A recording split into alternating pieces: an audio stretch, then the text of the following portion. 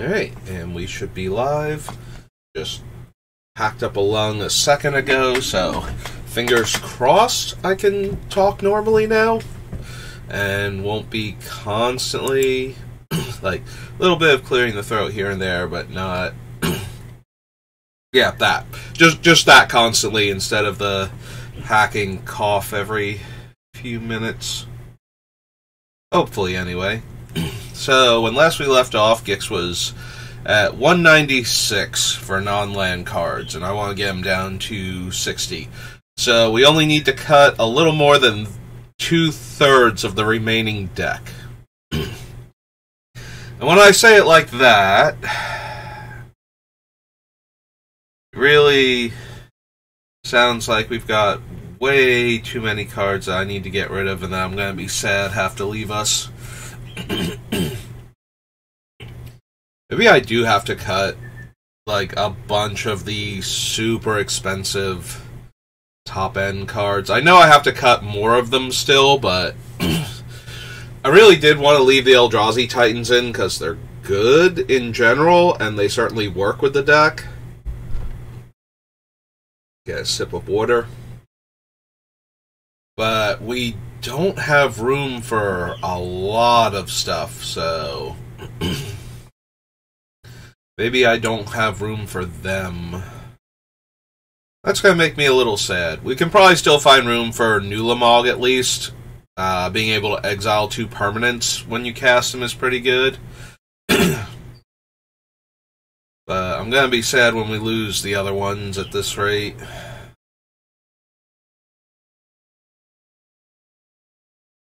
We do lose some, though. We get to lose a few other cards that probably also aren't pulling their weight as much, but work really well with the higher casting cost stuff, so...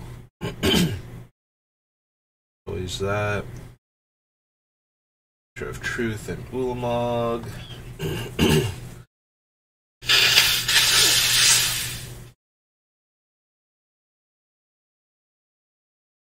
Got Wormcoil Engine, Sangromancer. I keep feeling like the Sangromancer is going to go despite it being okay. Does let us gain a lot of life from the creatures dying, but we don't make opponents discard cards anymore, so that's what had it on the chopping block last time too. And I don't know that it's, you know, stocks have gone up at all since then.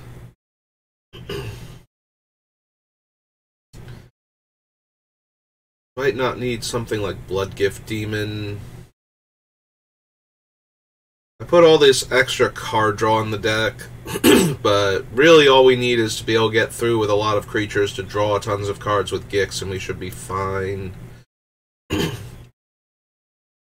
So... how are we going to do that more consistently? And do we even need Warping Wail? Being able to counter the sorcery was like the big draw for Warping Wail. Like, exiling a creature with power or toughness 1 is a thing that comes up. There are certainly a lot of playable utility creatures with either 1 power or 1 toughness. But... and making the 1/1 Eldrazi sign is kind of whatever. Like, yes, it's a creature we can attack with, and yes, we can use it for mana, but that's not worth a card.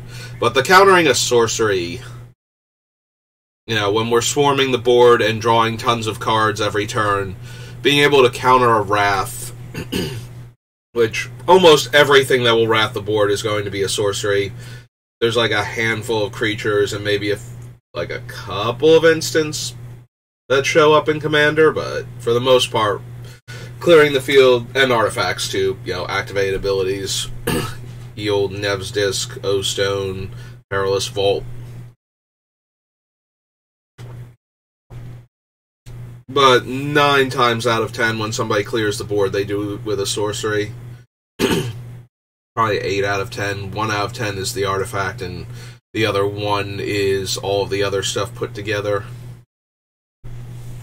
So having access to a way to counter a sorcery in our mono black deck that guarantees countering it, because Dash Hopes is not anything I'm at all interested in.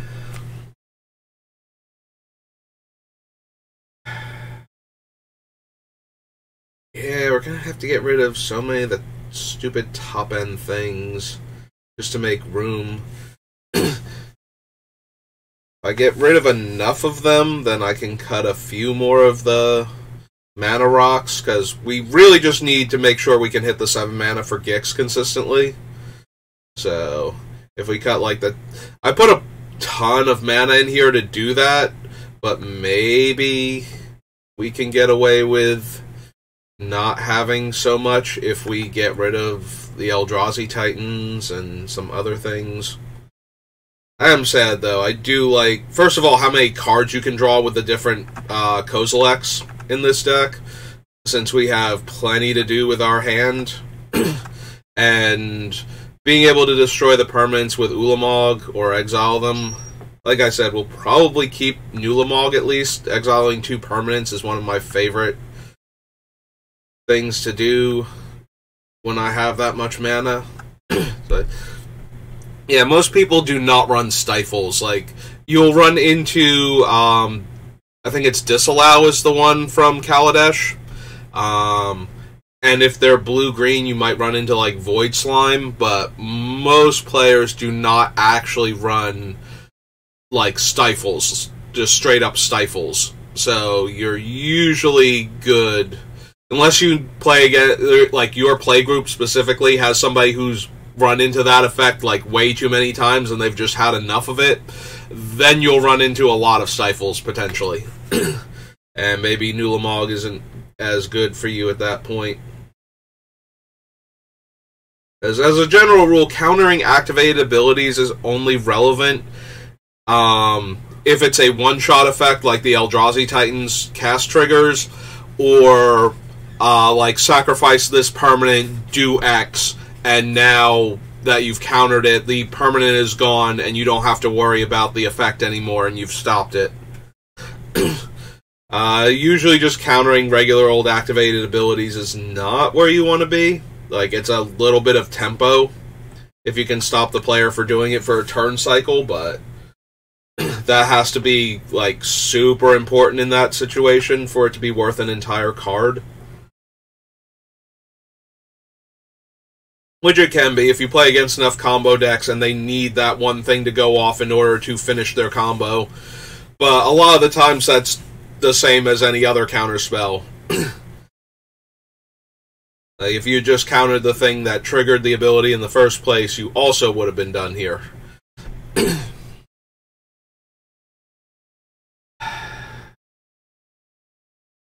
We're cutting those, the Cityscape Levelers, on the chopping block too.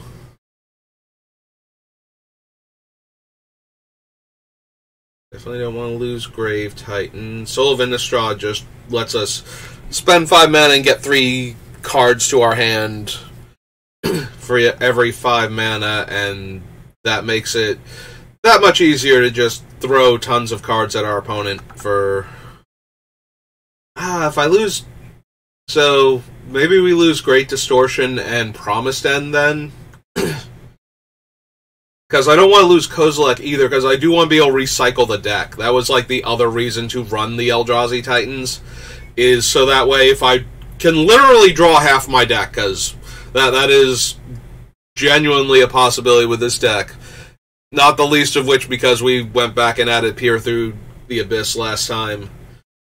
But being able to draw basically your entire deck and throw it away to exile somebody else's near entire deck and cast all of their spells, and then we get our cards back into our deck so we can do that again, is kind of a thing I want to be able to do with this deck. And we can't do that if we don't have the Eldrazi Titans, and I don't want to rely entirely on Ulamog, because I might want to cast him. Or I might want to cast Kozilek and then use Ulamog, you know. I want to have the other one as an option, so I can keep drawing my deck and throwing it away.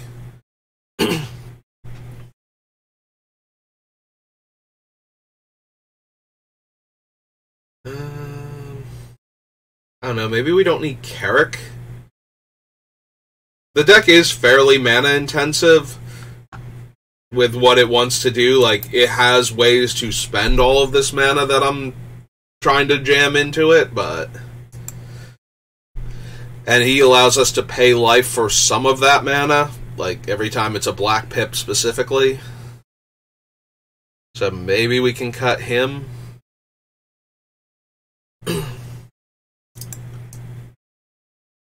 Yeah, I can see that being okay. Yeah, I think we have to cut Great Distortion and Promised End. I love the idea of dumping our hand to Gix and casting Great Distortion and just getting a full grip back. And also the ability to randomly counter spells that are problematic by having Kozilek out, but... It's really, really hard to justify all of these top-end creatures, because then we have to cut, like, some of these 7 and 8 drops then, and those are way more castable and or doing a lot more for the deck in the meantime. Like, Brainstealer Dragon basically kills an opponent when we activate Gix. Like, we don't get their stuff, but that's because we killed them successfully. And maybe we got enough secondary effects, you know, like, just their stuff coming into play does enough damage to potentially kill them. So, if we use the triggers from, like, there comes into play abilities and whatnot to mess with other players while we're at it, then we probably get enough value out of doing it anyway, and that takes an entire player out of the game.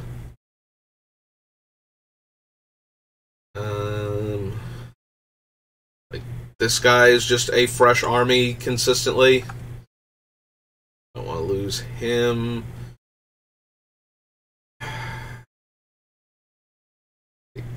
We could possibly lose something like their number is Legion. I do appreciate, though, that I can discard it and then cast it later.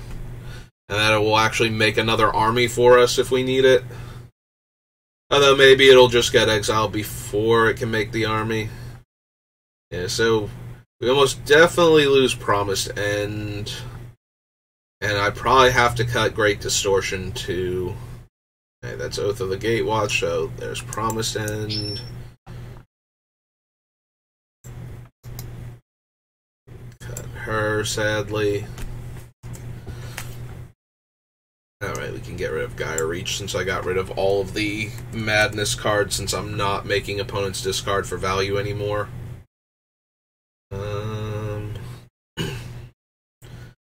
Yeah, do I lose Great Distortion?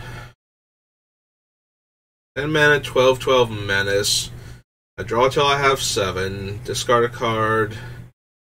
To counter a spell with the same CMC. Well, I should probably cut him because I don't have any Krads in my deck, so I don't know how I'm ever going to discard one.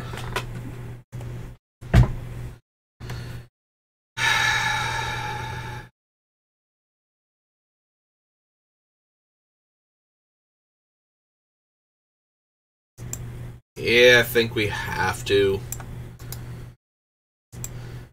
We just do not have room, and I have so much other top end.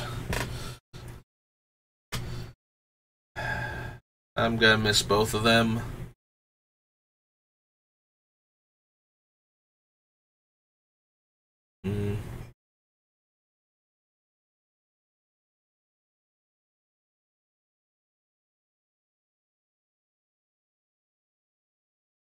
I think Oblivion Sower stays in. So the big thing about Oblivion Sower is that because we can only play the 1 land per turn normally, with Gix's ability, like, he does allow us to play a land if we have a land drop available, so you can play a land off of Gix's effect, but any other lands just stay exiled. So if we hit a whole lot of lands, we can only play one of them. But if we hit a whole lot of lands and then Oblivion Sower that same player, then we get all of those other lands that we exiled. So I am at least down to run that for right now. Maybe we still have to cut it. Maybe it's not doing enough, but Kozilek, Emrakul, and Carrick. That's 3 cuts.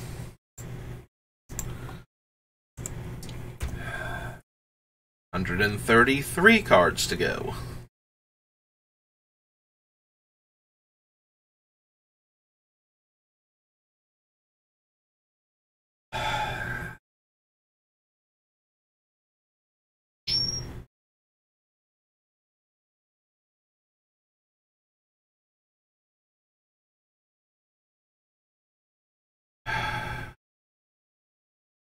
Do I have enough... Well, clear these out.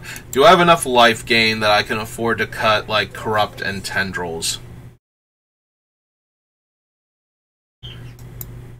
That one's a bit more iffy. We certainly have plenty of ways to spend that life on top of, you know, being attacked constantly.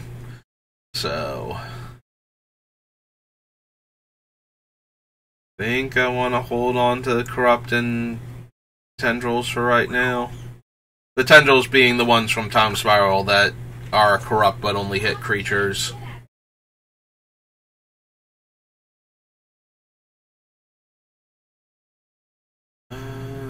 Lost Dreams. Beacon stays in for now. Grave Robber.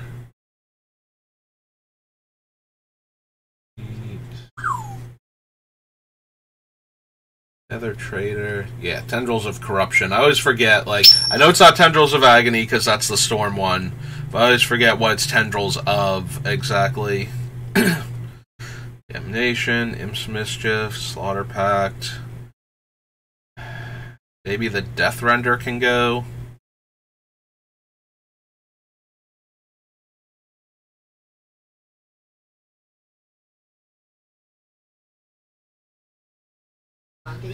We don't have enough ways to... No.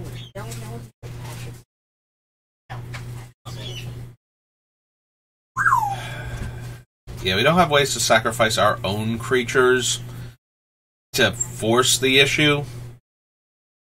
So maybe Death Render isn't as good. Did I already cut the Quicksilver Amulet? I can't remember now.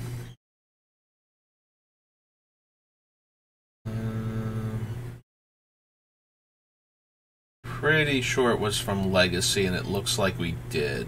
Alright. Back down to Lorwyn. Or Death Render.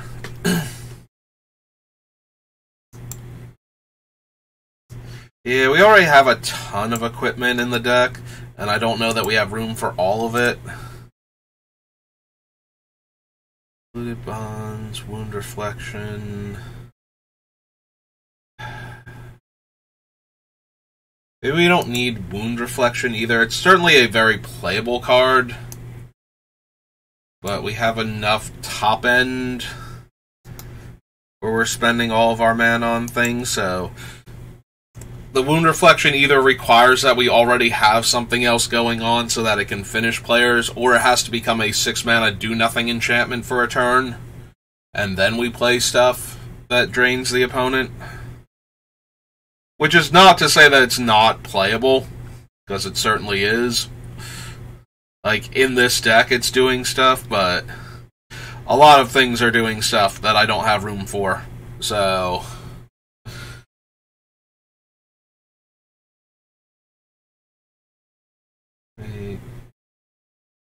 Journal...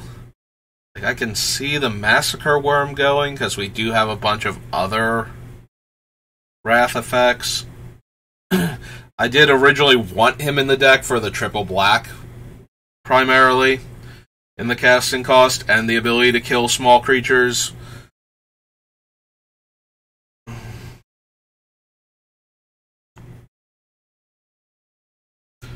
Yeah, okay, I can see Sangromancer going. We don't make them discard, and their stuff dying will give us 3 life here and there, but... Like, we can gain a whole bunch of life off of 1 Wrath before it dies, and that'll be it. We can probably cut the Blood Gift Demon, have other similar-sized flying creatures. have plenty of other ways to draw cards. Born Overlord, Burnished Heart, Gray Merchant, Here's Downfall, Whip of Erebos, Bloodsucker.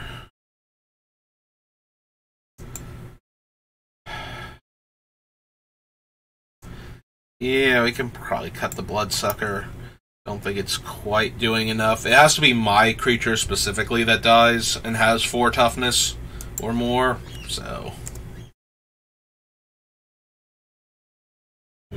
Captain's Clause. I really want to keep the Captain's Clause if possible. The whole Adelaine effect where the creature attacks, I get a 1/1 into play tapped and attacking. Feels like something I want to cling to if I can.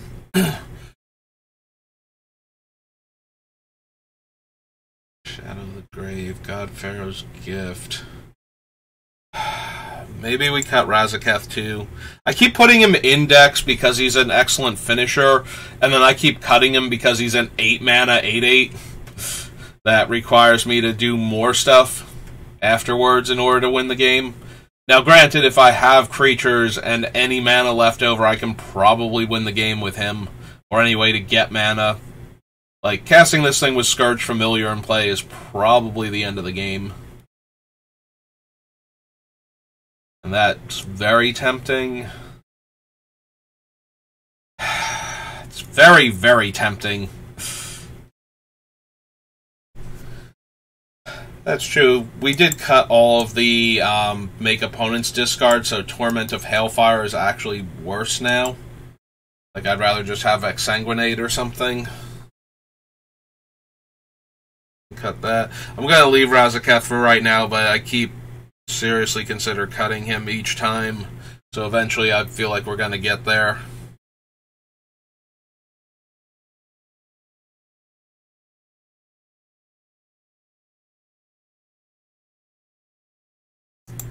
So she -4s to make everybody sack 2 creatures, and whenever I lose a creature, I draw a card.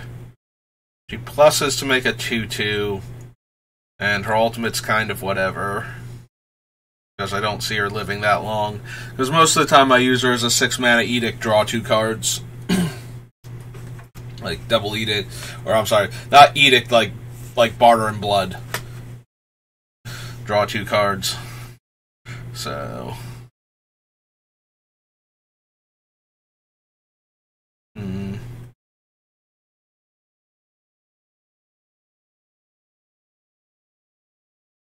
yeah, I can definitely see cutting her.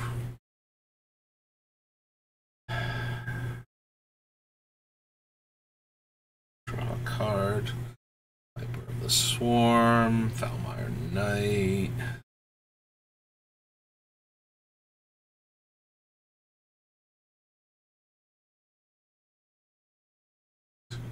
Relic, Callous Blood Mage. Blood Mage is probably going to be too underwhelming. All 3 of his modes are good.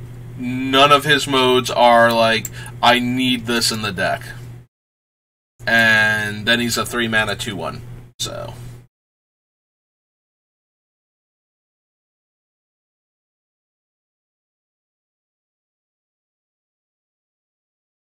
Gristlebrand, Enrika Domnathi, Jinji.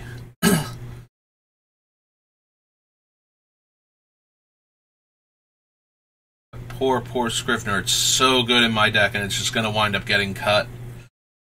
Like, this is the perfect deck for this card.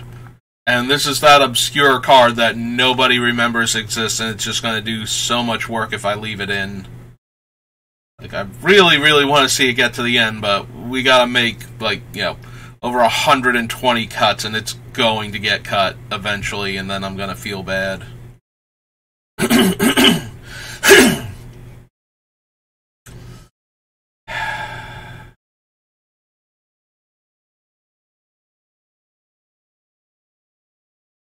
Silver Smoke Ghoul, Changeling Outcast,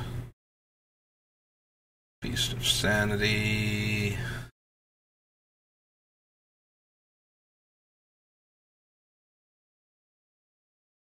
X opposition agent.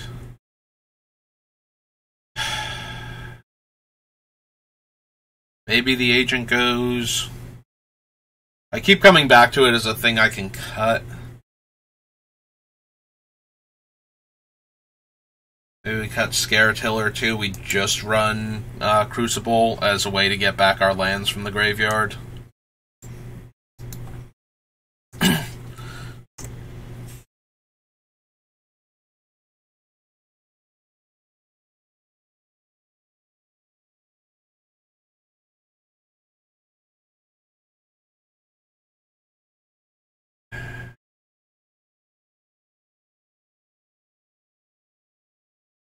After our opponent's blocker dies, I make a 2/2 black zombie and 6 mana to put that back into play tapped.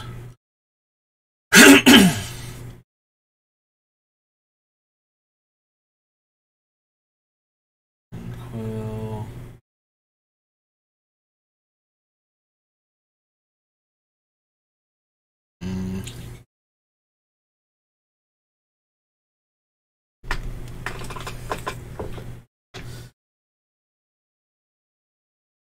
Scepter, Eternal Glory Legion, Numbers Legion rather, Saw in Half, Witch of the Moors, and Mana Crypt. Alright, so we got 1, 2, 3, 4, 5, 6, 7, 8. 8 cuts. This is down to 185. 126 more to go.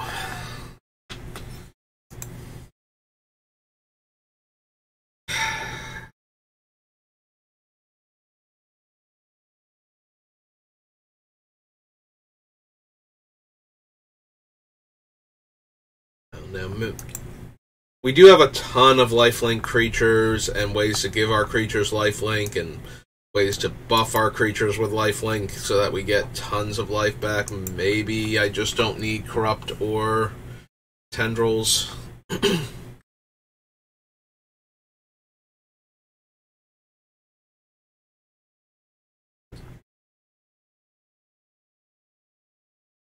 Definitely want to keep this Scourge.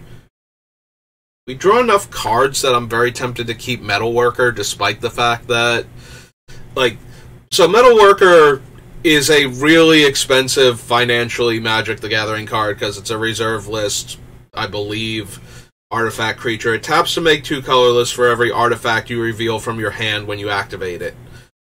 So one of the biggest problems with Metalworker is that you activate it, show your opponent, like, 3 artifacts, then use that mana to cast 1 or more of those artifacts, and then it dramatically decreases the actual value of having the Metalworker in play after that.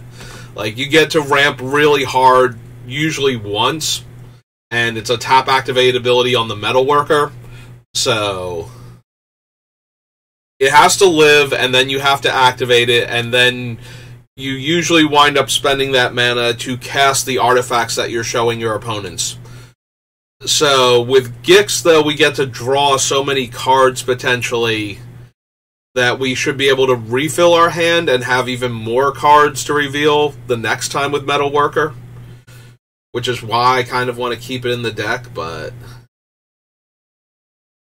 maybe I'm just running this super expensive card when I don't have to.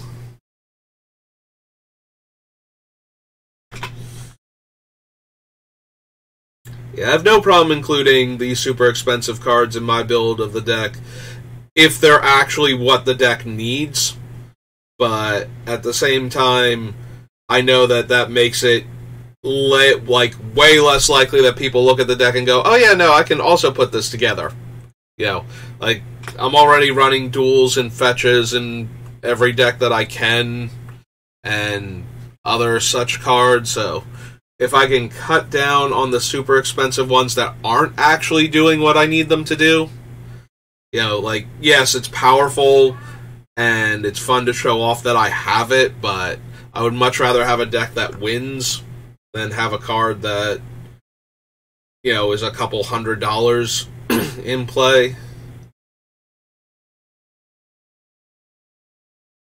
Grave Robber, Sensei's Top, Kokusho.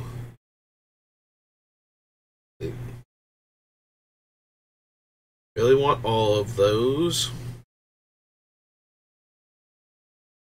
Yeah, I suppose we can lose Tendrils also. Cut both of them out.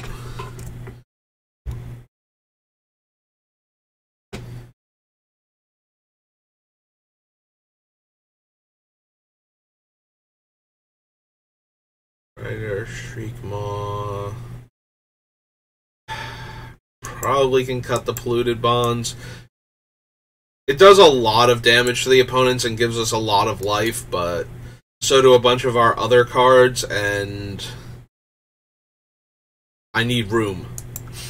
That's what it comes down to. It's like, none of these cards are bad in the deck.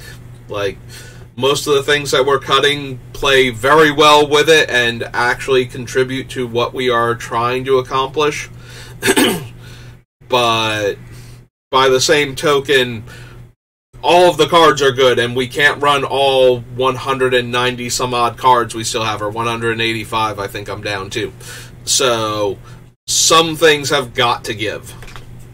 I think Expedition Map is going to suffer the same fate that it normally does, in that we are black, we can tutor for any card we want to at any time with a lot of our tutors, so we don't need to be able to fetch a specific non-basic land.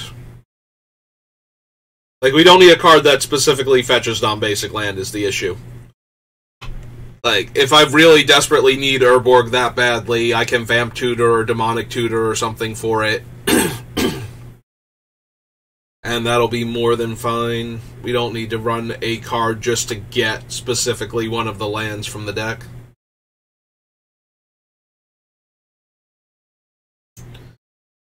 I feel like this Calastria Highborn... We have a lot of vampires, and she's a cheap creature that can come down before Gix to attack, but I don't think either of those are actually good enough. Nirkana Revenant, Spencer's Journal, Wormcoil Engine.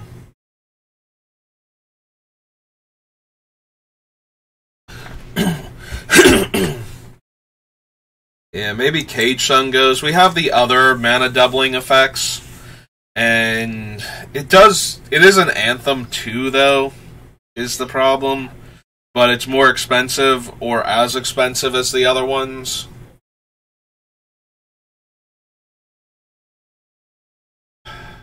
Like, I feel like Cage Sun or Nirkana Revenant can go.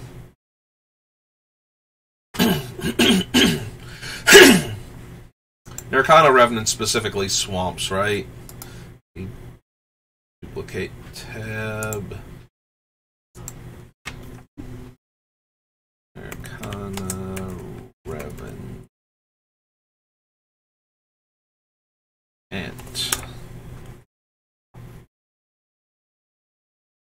Whenever you tap a swamp for mana. So Cage Sun, on the other hand, works as whenever you tap a land for that mana, like mana of that color, you get the extra mana.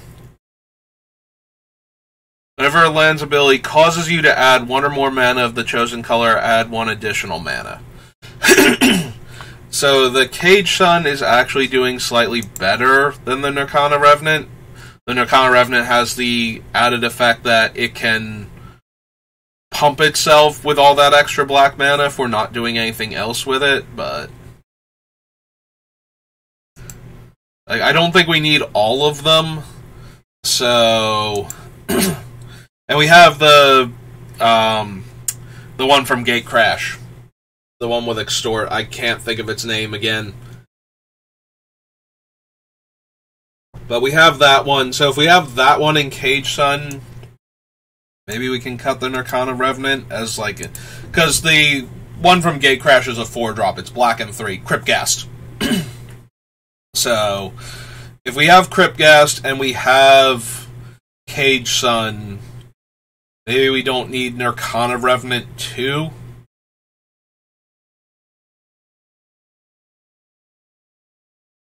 Like, all three of these are lightning rods for removal because they are basically personal. Well, I was going to say personal Mirari's Wake, but the Mirari's Wake was already a personal card as opposed to like a Mana Flare or something, or Heartbeat of Spring. So, yeah, they just compel players to kill them to stop us from having 10 billion mana if we ever untap.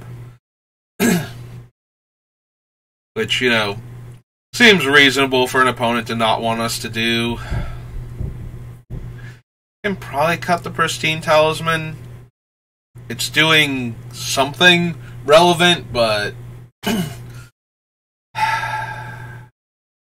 I do like that it's relevant, though. Like, it makes mana, and the life gain is actually super relevant to this deck, because we have a bunch of things that care when I gain life, because I'm trying to do it so often. Warping Whale, Captain's Claws.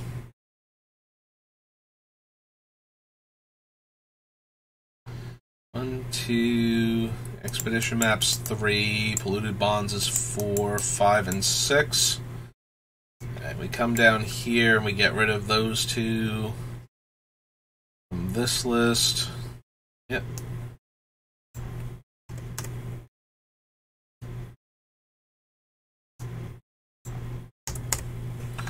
And then we scroll back up. We go down to 180 even. So 120 more cards and we're good. Alright, time to take another pass at the Mana Rocks and see what I have.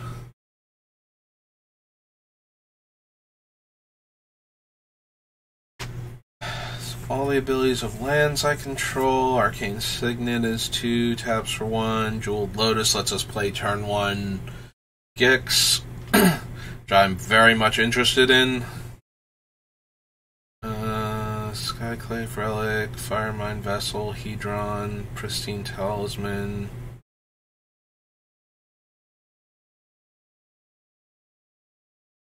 It was Dreamstone, Hedron, and Hedron Archive, right?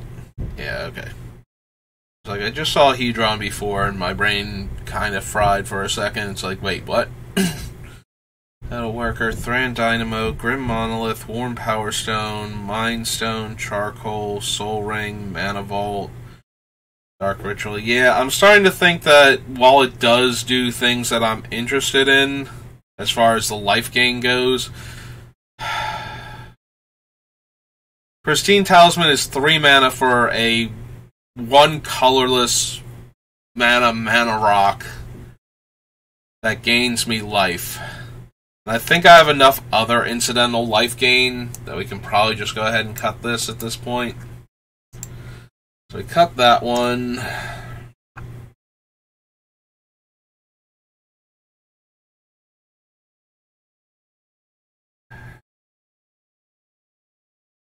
Cut Pristine Talisman. I feel like we have to cut a couple more of these Mana Rocks.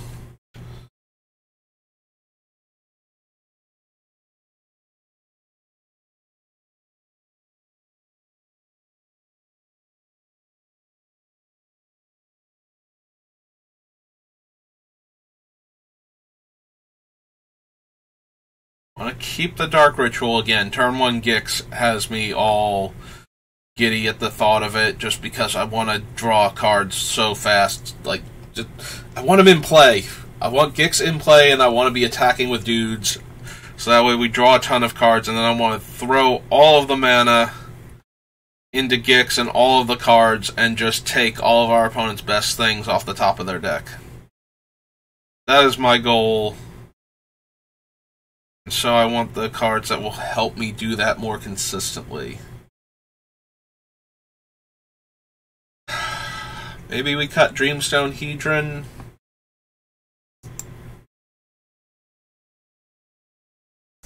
Like, we're almost at 7 at the point we can cast that. I do like that you can cash it in for cards, and that if you ramp into it, then you just have a ton of mana afterwards. Like, if you're already on 6 and you untap with that, and now you're on 9, it makes it so much easier to cast all these giant top-end spells that we have in the deck. But I think we have enough other stuff like that. I wonder if I keep putting Manascape Refractor into these mono black decks with the idea... with the idea that they are going to copy specifically Cabal Coffers activated ability. Like, that is the whole point of jamming this thing in there.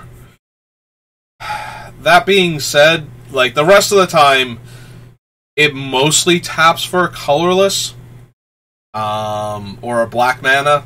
Sorry, not colorless. Like, it's mostly tapping for black mana, or, like, you know, if our opponents have a cool land, because most of our land isn't going to have cool activated abilities. We're going to cut a lot of those.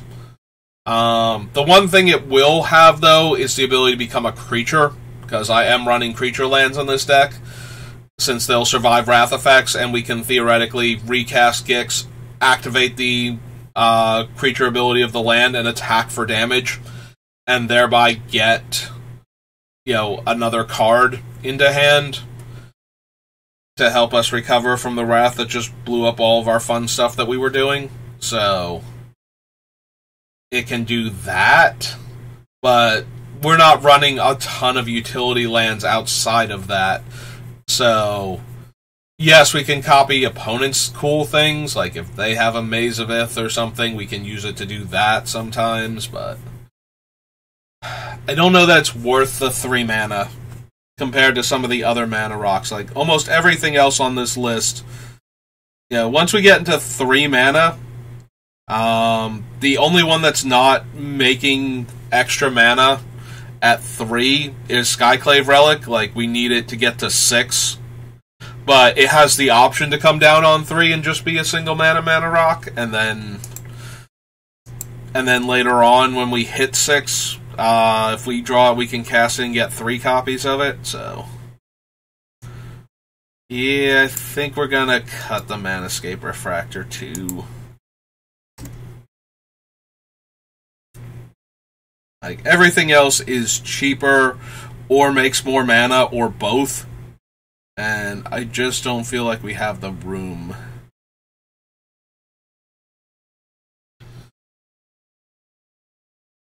We are going to need to make some cuts over here, too. We just have too much removal relative to the amount of deck space that we have.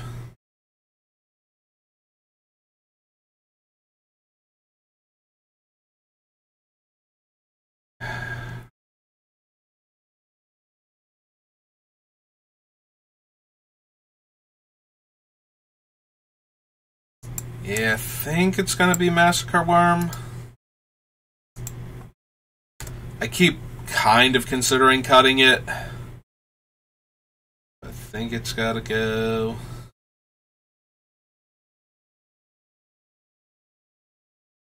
Might actually be one of the creature ones, too. But I don't know which one it would be. Because right now we have 4 different creatures that can kill an opponent's creature. We have Bone Shredder, Shriekmaw, which both can't hit black creatures, Noxious Gear Hulk, which is way more expensive than either of them, and Murderous Rider, which has lifelink and can go back into the deck when it dies, but has to be cast as an instant first to kill the thing. But it has more valid targets, like it's a Hero's Downfall that costs me 2 life for the added flexibility of them being able to become a 2/3 lifelink creature.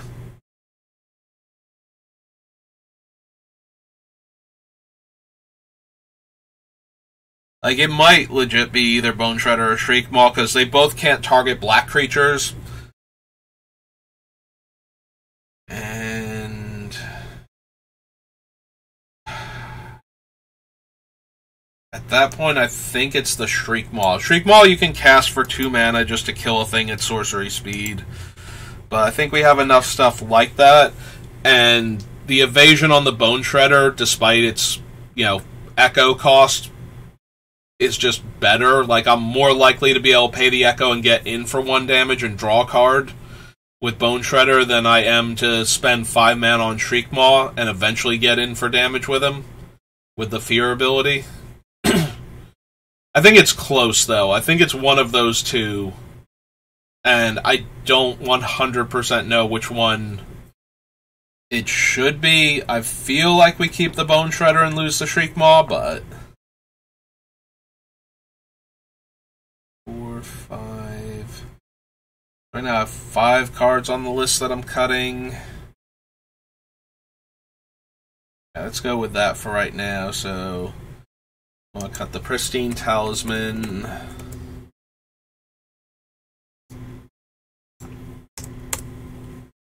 Dreamstone Hedron.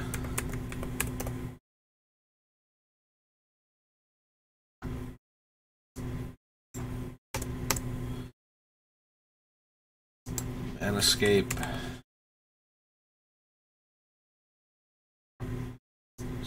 3.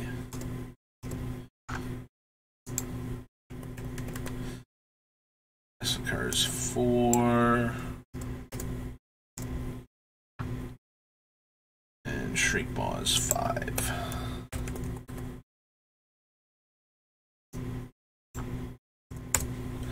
Alright, so we scroll back up. We knock it down to 175. As always, the closer we get to a finished deck, the more painful every cut starts to become. Like, right now we still have a bit of wiggle room with some of the redundant cards.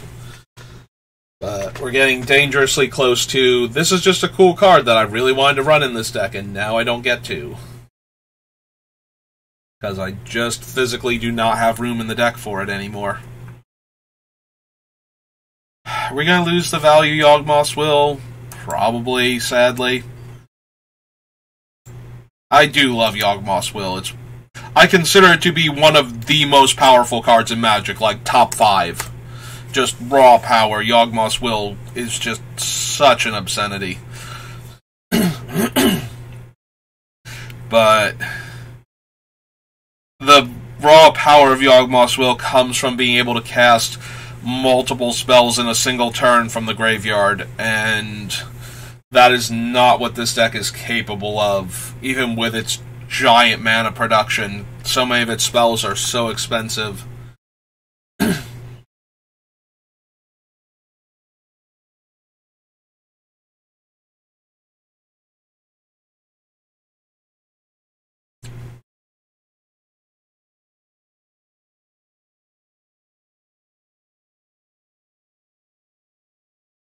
Also, a lot of its spells are permanents, so things that wind up in the graveyard afterwards can be recast, but for the most part, we can't stock the graveyard the way we want to set up a Yawgmoth's Will consistently. Also, we tend to shuffle our graveyard back in, so that's another notch against it. Yeah, no, I do genuinely believe that Yawgmoth's Will is in the top 5 most powerful Magic cards ever printed. But unfortunately, it does need the right cards to go with it to actually get that power. Like, when you're playing it alongside cards like Black Lotus, Ancestral Recall, it is such an unbelievable power rush when you get to cast those spells again in the same turn. And just stack all of that extra mana, all of those extra cards, put more turns on the stack for yourself. Like, it's crazy how powerful Yawgmoth's Will is just as a value card to cast the spells again from the graveyard. If you're actually, like, comboing off with Storm or something, it's exponentially more powerful. But yeah, you do need cheap ritual effects and or card draw for Yawgmoth's Will to actually do the thing it does best, and we only have one ritual that casting from the ground, like the Jeweled Lotus is not helping enough unless we need to get Gix down, and he costs like 9 mana now or something. For recasting, like, casting and recasting Jeweled Lotus is not doing a ton for this deck, normally. So that just leaves, like, Dark Ritual. But yeah, Yawgmoth's Will is definitely one of my favorite cards, and like I said, it's in contention for one of the actual best cards in Magic, I feel like. So...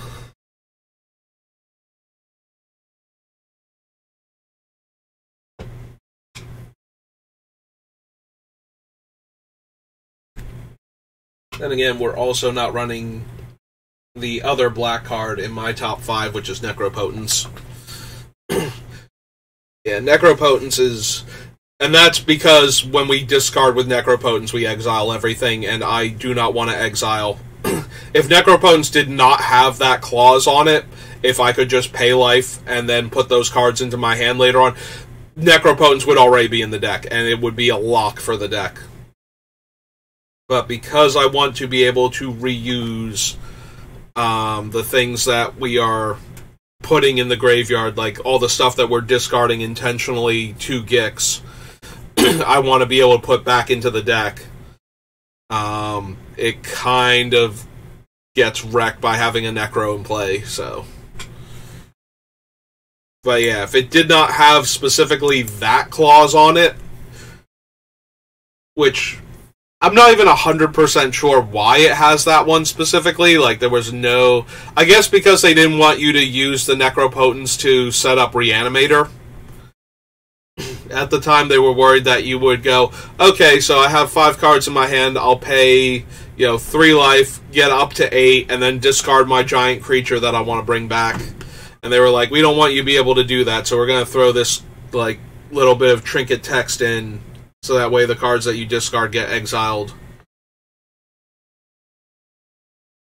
And, yeah, kind of makes me sad inside. Yeah, I'm looking at you, Grey Merchant. Not only did we cut a bunch of the other Drain Life effects, we also have cut a handful of cards that just have, multiple black mana symbols. Our Devotion to Black angle is getting a little bit worse each time, which makes me, afraid for the Abhorrent Overlord also.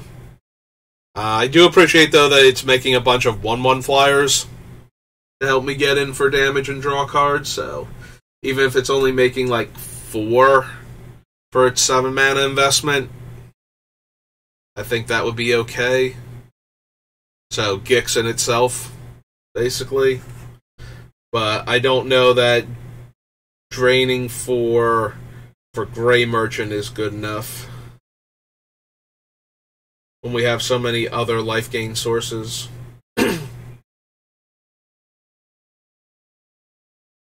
Yeah, maybe I should bump the Grey Merchant also.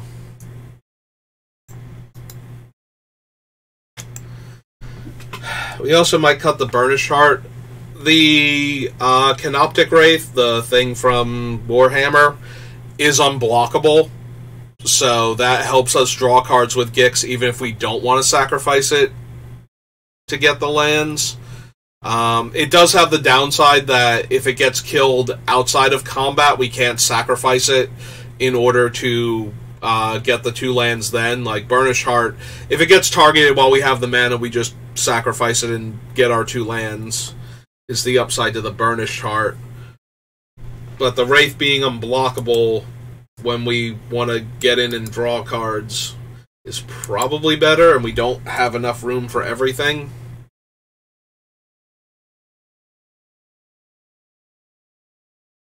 Sour, Ulamog, Captain's Claws, Elitist. Might wind up losing the Warping Whale. Might wind up losing a bunch of things I don't want to. Might? Definitely are. We have to. There's no room in the deck for everything. No room in the deck for everything. And I'm okay with recycling our things, shuffling them back in. And Godfarrow's Gift is another 7-drop in the deck, so I can go ahead and get rid of that. Leave Razaketh still. Mercy Vest, Doom Whisperer, Font of Agony. The font almost definitely stays, like, as an enchantment that is going to accumulate 4 counters very quickly. Like, we attack with 4 creatures and get through for damage. We get to activate the font just by Gix's own ability, if nothing else, and we have plenty of other things that let us deal damage to ourselves. Or pay life, rather. Actually, is Gix the only way we have to pay life? Like, it's specifically pay life for Font of Agonies, not lose life. What else requires a life payment in this deck?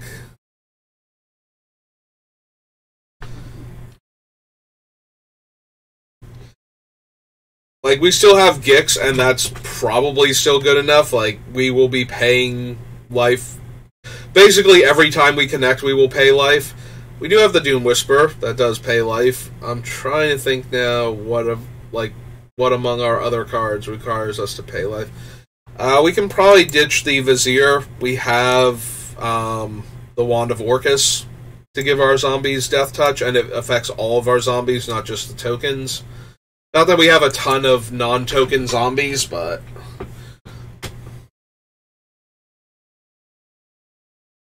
And as soon as I pass one of them, it already has Death Touch, so extra not happening.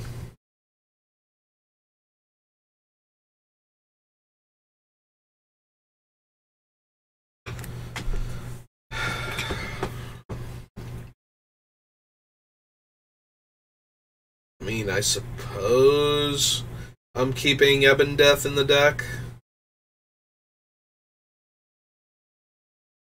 It's a 4-mana, 5-power flash flyer. Enters the battlefield tapped. And whenever something not named Ebon-Death dies, if this is in the graveyard, we can recast him. So... we get to wait until we're going to untap, like, end of an opponent's turn, and cast this, so that we can then attack with it and probably draw a card. And then on top of that, when it dies, it's very easy to get Ebon-Death back. Creatures die all the time. So the big problem with Ebon-Death is that it's probably going to get exiled, but it needs to get exiled before we get another creature to die, and then we get it back. So... also, we may be able to revive it. Depending on how they're exiling it, we may be able to, instant speed kill a creature and recast Ebon-Death and make them try again. So...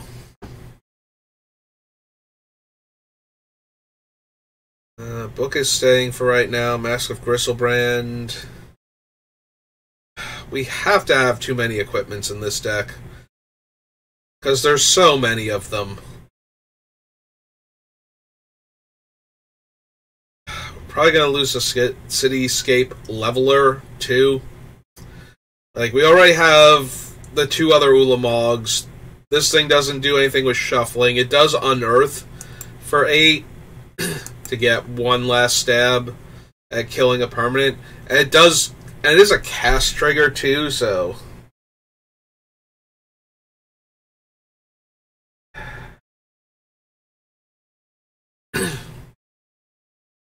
like, the same reason I want the Ulamogs in the deck, except for the shuffling part, is the same reason why I want the Cityscape Leveler. It just kills anything that's problematic.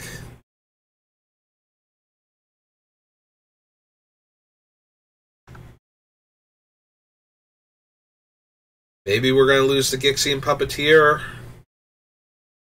Maybe we're going to lose the Fleshgorger. Fleshgorger is a large menace lifelink creature, but we have a bunch of other creatures that are doing stuff similarly. Yeah, I think Fleshgorger's... like, you got on the list because it's new and it's doing things that are relevant, but we have a bunch of giant lifelink creatures and ways to give our giant creatures lifelink. And the 7 life for the ward is not doing nearly enough, and the ability to cast it as a 3-mana 3/3 is okay, but... like, it's all okay, none of it's amazing, and I kind of need amazing right now. Yeah, I think we're gonna cut the Sword of the Animus. We'll probably wind up cutting Hearth and Home, but I think we have a bit more going on for that one because of the comes into play abilities on a bunch of our creatures.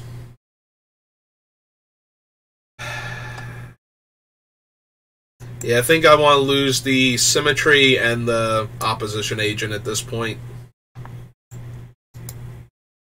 Like, we're not going to get anybody to give us something insane with Scheming Symmetry.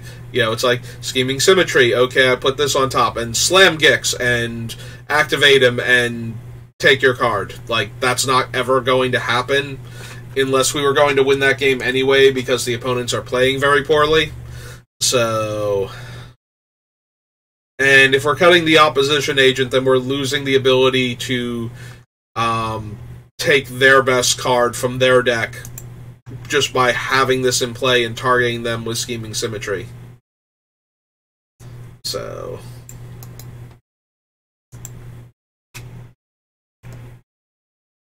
But yeah, I think we can cut both of those.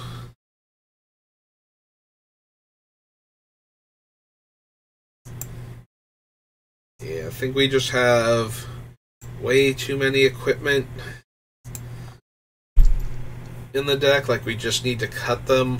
I'm very tempted to keep the Blade of Selves, though. Like, being able to copy most of our creatures is pretty silly at this point with Myriad. We don't have a ton of legendary things in our deck to begin with.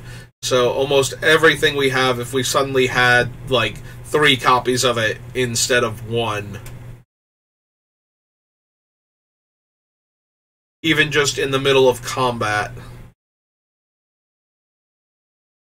we could probably do enough. You know, copying one of the kill a creature when it comes into play things is fine, but copying something like the Death Tyrant, or, like, I'm just looking at the 3 that are below it. Bone Miser, if we can discard during combat. So, you know, like, Gix is not limited to when he can activate. So we can definitely activate him mid-combat in order to do all of this stuff. So... if we had multiple Bone Misers, we might be able to do other things, like, you know, make a ton of zombies or draw more cards. Possibly draw more cards and make all of the black mana to activate Gix a second time in the middle of combat.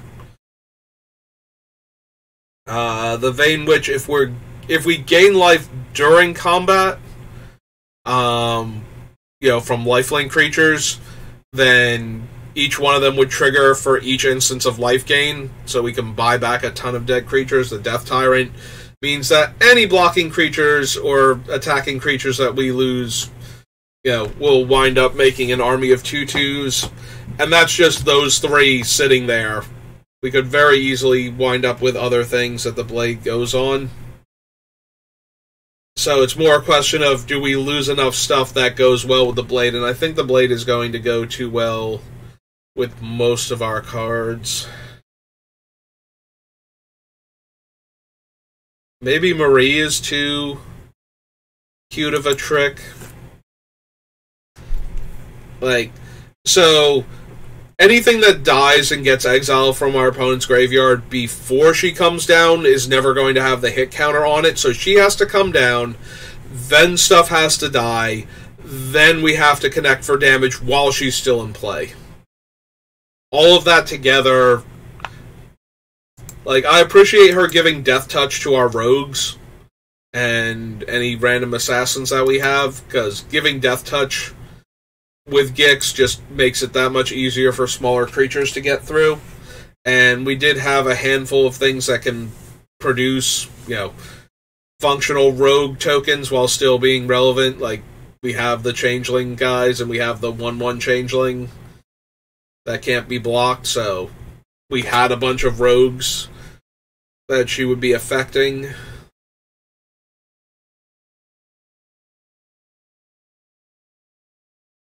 I can probably cut their number as Legion. It's okay in the deck. It's one of those cards. It's doing a thing that we kind of care about, but it's just not quite there. 3 is 2. Opposition's 3. Symmetry's 4. Sword is 5. Flesh Gorger's 6. Vizier's 7. Gift is 8. Burnished Heart's 9. Grey Merchant's 10. Yawgmoth's Will is 11. Alright. That brings us down to 164. So 104 more cuts. And we'll be all good. We will finally built Gix. Another sip of water.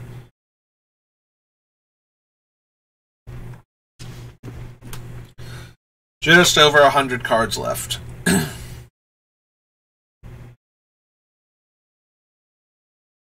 Eric Tutor, Mind Stone, Scroll Rack. Maybe the Scroll Rack's too cute. Like, if we drew half of our deck and we can't win with Gix, that just seems terrible. Like only that one card, and we didn't get any tutors, and we didn't get... like, it just feels like we shouldn't need Scroll Rack in this deck. I am amused at the idea of drawing half of our deck. Probably don't need the Memory Jar either. We're already drawing tons of cards from other things, especially Gix. We do not need to give our opponents 7 cards to work with. Even if it does happen for one turn and they can only cast things at instant speed. Rena can stay, because I want the extra card draw. Graveborn Muse, same deal.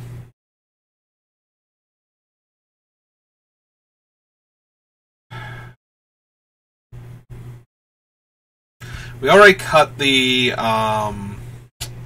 Poet's Quill, which is cheaper to equip. We also have a fair amount of Death Touch in the deck, so having Trample on our creatures is probably a decent thing.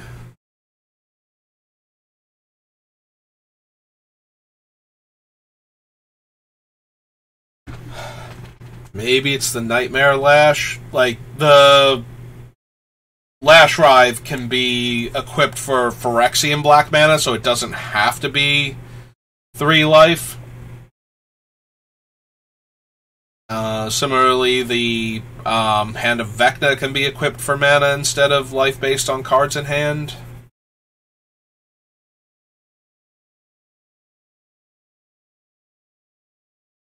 But we have the option to equip it for no mana if that's actually beneficial to us, so...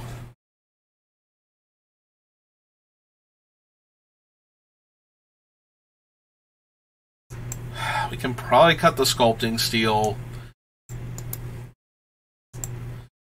I'm disinclined to cut the Well, because if we gain like 10 or 15 life in combat with all of our lifelink creatures, we could very easily like tap out to draw that many cards to set up another activation of Gix. So I really don't want to cut the Well of Lost Dreams with all the potential life gain we have.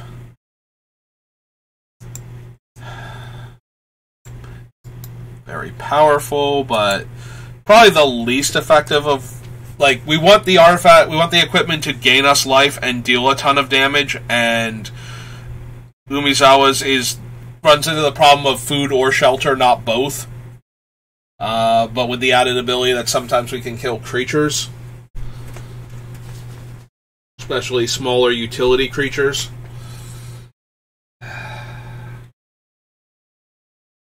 Their Trader's unblockable. Imp's Mischief is fine. Dread, Rings. Chief Ascension. We have enough ways to trigger it, but I don't know that we need it. It's very much like Polluted Bonds or any of the other drain life from opponents. Like, it will drain, you know, like 4 or 6 life from an opponent because their things go to the graveyard and they just lose a bunch of life. Because it doesn't matter how they go once Ascension's online, but draining them for life isn't necessarily what we need.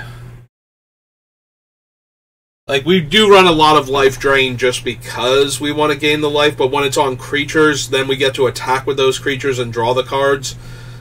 Like, our whole thing is trying to get Gix's second ability to kill the opponent. So, Bloodchief's Ascension isn't putting the cards into their graveyard. Or, Gix isn't putting the cards into their graveyard, so Bloodchief's Ascension isn't triggering, rather, off of that. So, while, yes, it is a powerful card, and it does do things in the deck, it's not doing specifically what we want it to do. Like, in order for us to gain a ton of life, we have to do something like Wrath the Board, in order for them to lose all of their permanents and trigger the Bloodchief that many times, type of deal, so I don't see it as being as important in the deck.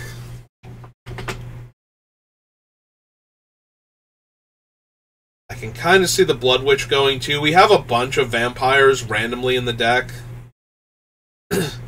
And it is one of those cards where we gain the amount of life that the other players lost in total.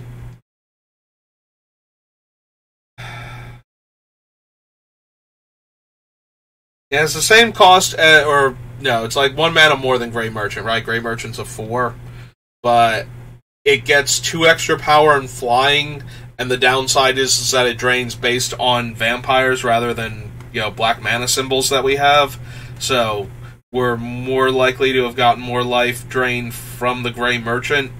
But then this is a 4/4 flying protection from white randomly. So where Grey Merchant is unlikely to get through on the ground consistently to draw us extra cards, the Blood Witch might.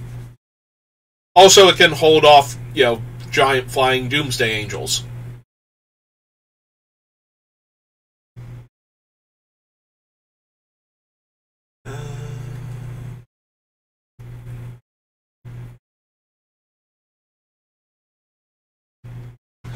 Yeah, I think we'll leave the Malkier Blood Witch for right now. It's getting close to being on the chopping block. Basilisk Collar. Yeah, we have so many equipment in this deck, I don't think we have room for all of them. I might have to actually do... There's Batterskull. I wasn't even thinking Batterskull, but that is on the list also. We might have to do an equipment count and just cut some of them. Yeah, Bracers is definitely saying we equip Bracers to Gix, and then we get to double the number of cards we get, or, get that many from one player and that many from another player. So, yeah, Illusionist Bracers 100% stays in.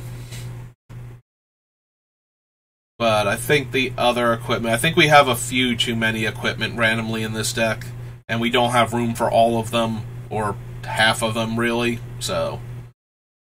We're going to have to lose most of them, I think, in order to make room. Alright, so we have 1, 2, 3, 4, 5. Let's come up here and go down to 159, and then let's do an equipment check. Alright, so we start off with Mirrodin, because that's where equipment was first introduced. Alright, Greaves and Boots are staying in because... they are in there to give our things haste and protect them from removal. Oh, I did not mean to cut, I meant to copy. But the rest of this equipment is in here to make our things giant. Or to give them lifelink, because we want giant lifelink creatures.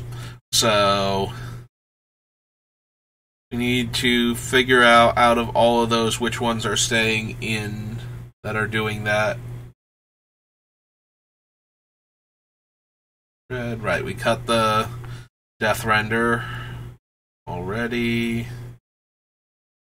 Basilisk Collar.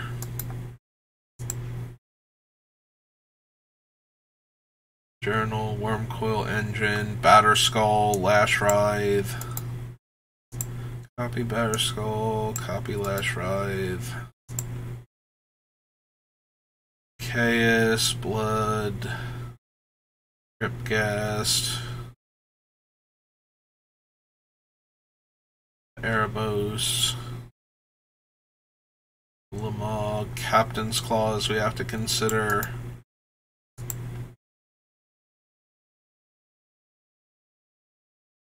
Green, Faith, Razakath, Sue, Font, Haunt, Foulmire, Shadow Spear, Duskfang, Feed the Swarm,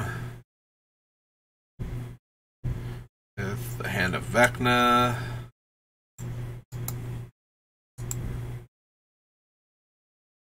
Mask of Griselbrand,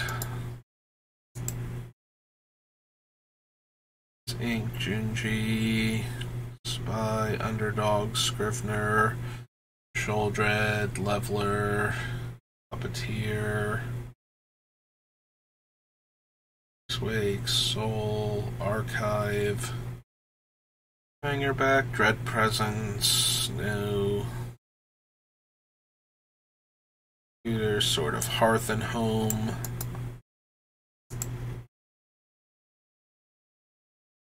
Necrotic Hex, Toxic, Blade of Selves, Thought Vessel, Bone Miser, Vein Witch, Death Tyrant, the Wand of Orcus,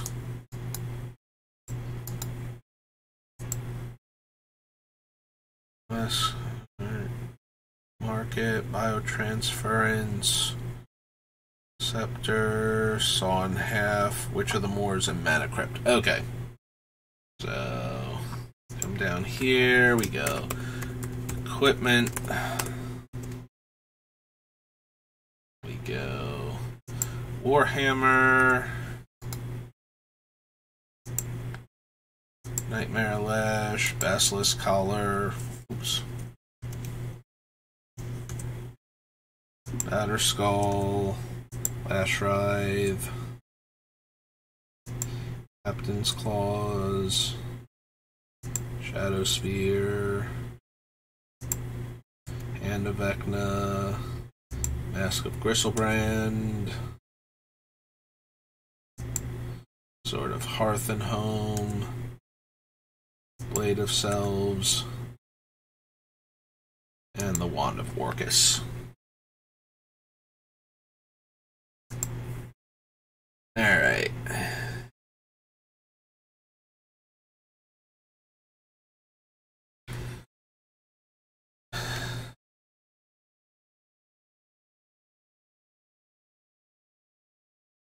I feel like the Loxodon Warhammer has to go.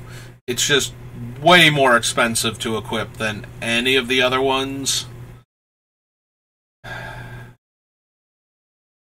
Except for, like, Batterskull, but Batterskull's doing, like, way more. I guess the Mask of Griselbrand is also that expensive, but flying is better than Trample. It does lose the power boost, though. But then we gain the ability to draw cards when the creature dies, in a very similar vein to, you know, Skullclamp at that point. Just we have to pay some life. Yeah, I think the ability to draw cards when the creature dies and the flying combined are better than the Trample and the +3 power for the same cost.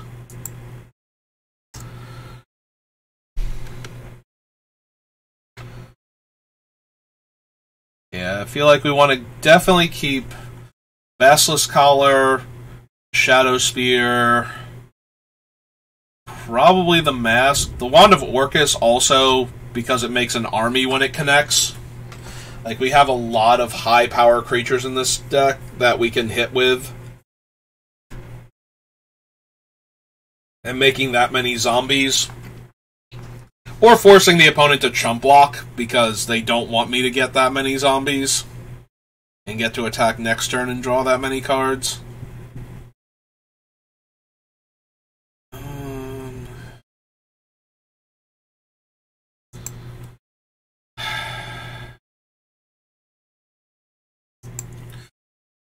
It might be the Batterskull. It is itself a 4/4 right? Lifelink, Vigilance. Does Batterskull have any other abilities? It's Lifelink and Vigilance. I feel like it has one other. It might be Trample. +4 plus... No, it's Lifelink and Vigilance. Okay. And the ability to return to hand, of course. Yeah, +4 +4, Lifelink and Vigilance.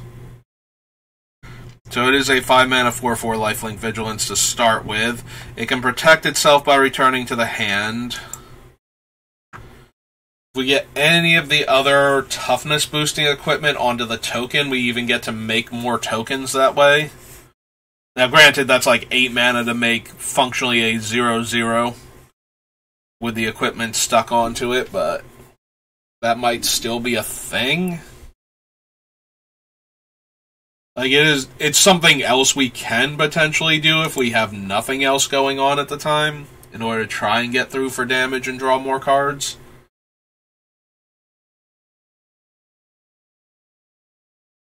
But yeah, most of our... Well, not most of our equipment. There's a decent number of equipment cards that we're planning on running that don't power and toughness boost. You know, Basilisk Collar, Mask of Gristlebrand, Captain's Claws doesn't toughness boost. Blade of Selves doesn't do it. Wand of Orcus doesn't do it. So... That's not a reliable way to get more creatures into play, but it's not nothing either. I'm trying to decide if it's worth it to have this 5-drop artifact creature that can become an equipment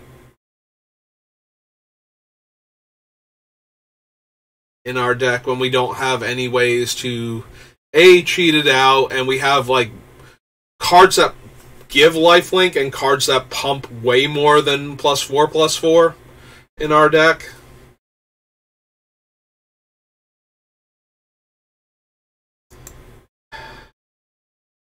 Like, even the Sword of Hearth and Home is doing more in the deck, I feel like, to get, we get a land, and we get one of our comes into play abilities re-triggered.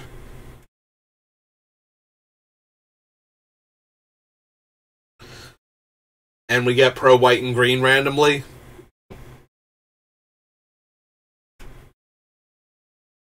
We don't have enough room for all of these, so which ones do I actually want the most?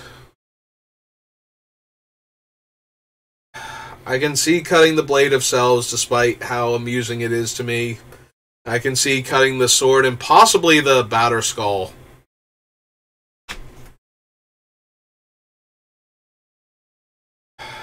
Maybe the Captain's Claws, too.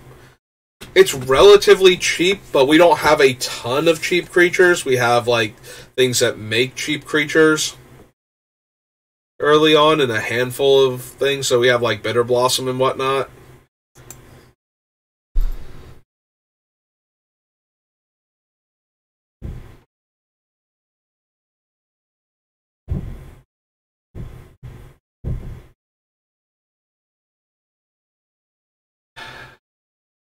The other end of the spectrum is that we have a lot of lifelink creatures and a lot of things that give lifelink anyway, so do we actually need, like, the Shadow Spear and or the Basilisk Collar?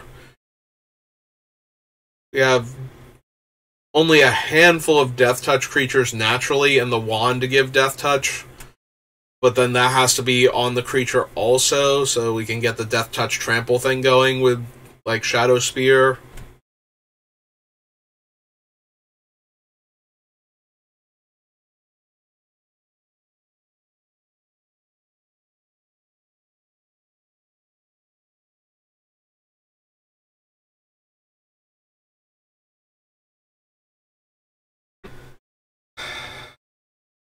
We also have the Nightmare Lash and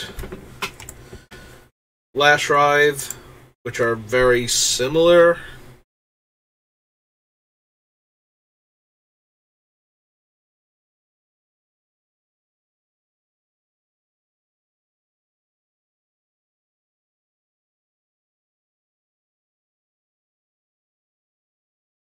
I like how I abbreviate both of their abilities, even though they're identical completely differently.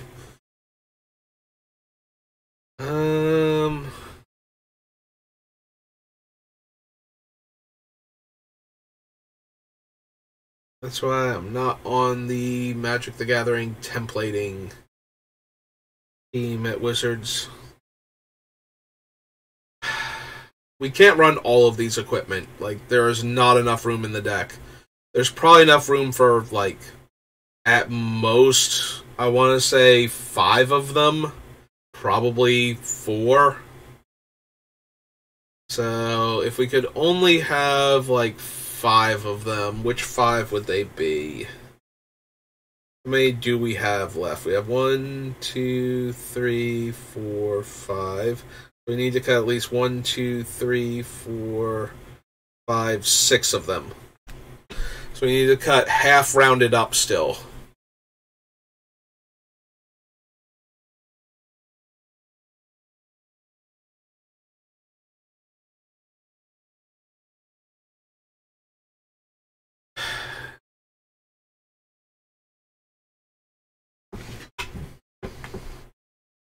Aside from the Shadow Spear, I don't think we have that much trample in the deck, so the Death Touch is not doing a ton for the deck.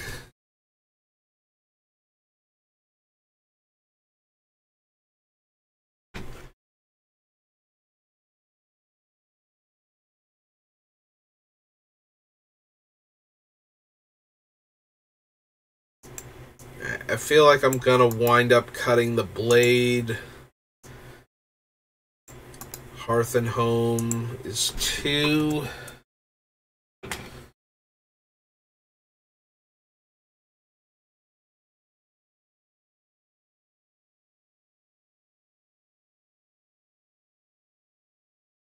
Three and 2 to equip. Or life equal the number of cards in my hand. I feel like I'm gonna lose the Hand of Vecna eventually also.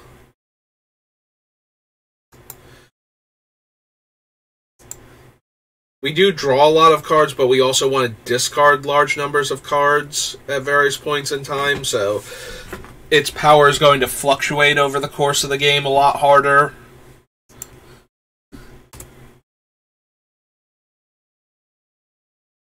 Captain's Clause is cheaper and gives us 1 dude. Wand of Orcus has to connect, but gives us that many dudes.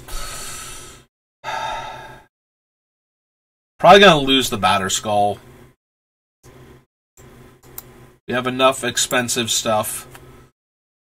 It's really good, but, you know, so is a lot of stuff in our deck. And let's be honest, Batterskull's main power in a lot of formats is the ability to cheat it into play super early. Like, that's where Batterskull gets half of its power from. In Commander, it usually doesn't even benefit from that. Like, it benefits more from the ability to bounce it back to the hand to protect it from board sweepers and to replay it as a creature after the token dies.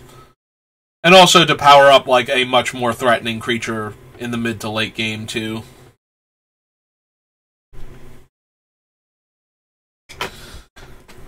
And while we can do that with it, I don't think we're going to consistently enough. 3, 4, 5. So we've cut 5 so far. 2, 3, 4, 5. So we need to cut like 2 more of these, I think.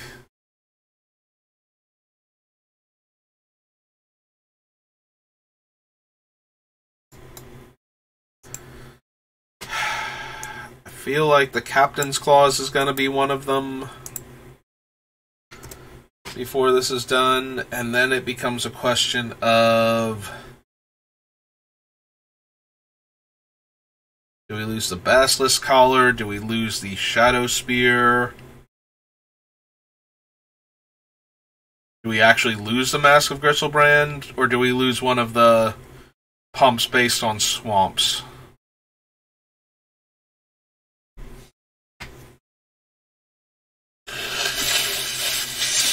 Like, are we getting lifelink from enough different places that I don't need one of the lifelink equipments. I just need the things to pump the creatures big enough.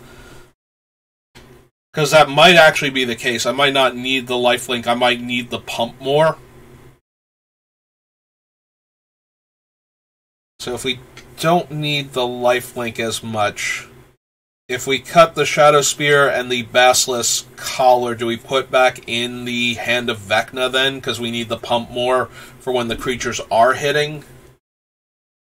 Since we'll be gaining life from the creatures. So a lot of our creatures have lifelink, or and a lot of our cards grant our creatures lifelink too. Because, you know, I want to gain tons of life in order to do the other stuff I'm trying to accomplish. So what if we went the other way? What if we cut the Shadow Spear and the Basilisk Collar? They're cheap, and they give lifelink, but we have other ways to gain lifelink, or our creatures have it already. And then we put the Hand of Vecna back in. So we cut that. And we cut that. And we put the Hand of Vecna back in.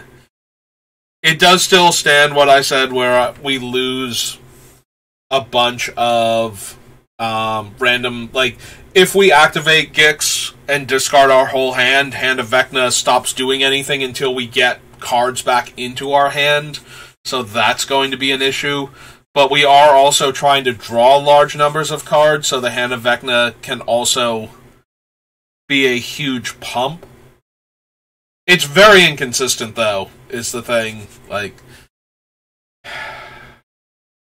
if we don't put the Hand of Vecna in because of that, do I want, like, Hearth and Home or something then? Or Blade of Selves, even?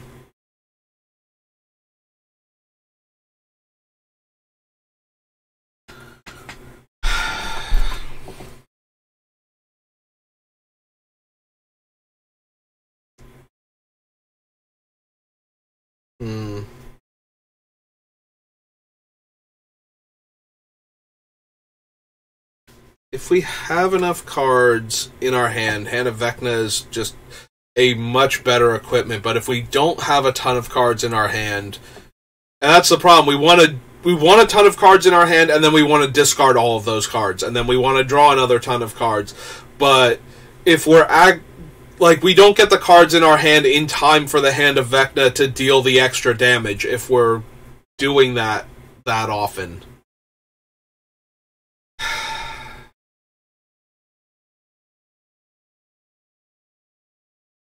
So if we aren't drawing, if we aren't keeping the cards in our hand often enough,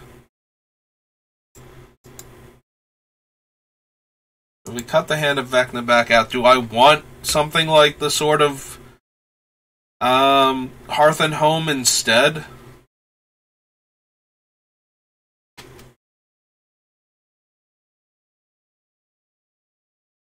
Or do I want the Blade of Selves and the extra effect the Myriad gives us?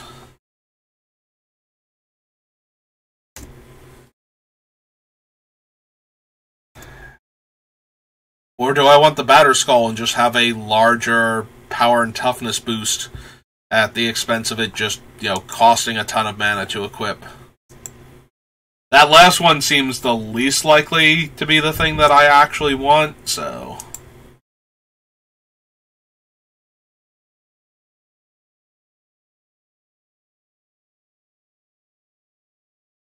do I just want to put the Captain's Claws back in to make more creatures early on? It's the least impressive power and toughness boost, and the tokens have to not just get chump blocked have to not be chump attackers functionally, and just get eaten.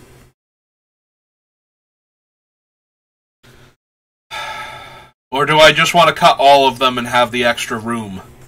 That's a possibility. Maybe we just want the 2 lashes, the mask, and the wand at that point. Those are our only equipment left. We need to make a lot of cuts anyway. I might be agonizing over... I might think I have room for 5 or 6 equipments when I only have room for 3 maybe. Like, maybe the Mask of Gristlebrand or the Wand has to go also. I think the Wand is going to be, like, the last one to go because it makes so many more creatures to attack with if I connect once with one of my larger creatures. So, I kind of want to be able to hang on to the Wand. Alright, so yeah, what if these are the only 4 equipment in the deck then? Like, 2 huge power and toughness boosts, flying and lifelink, and the ability to make an army if I connect with one of my creatures. And just get rid of the rest of them. That might actually be correct. Alright, so... Basilisk Collar is 1. Shadow Spear is 2.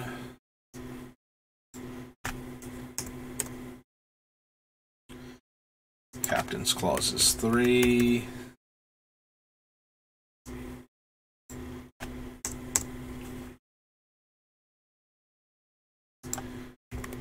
Batterskull is 4.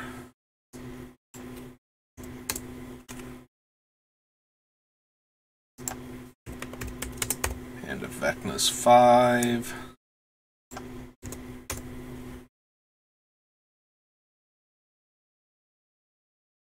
Sword of Hearth and Home is 6.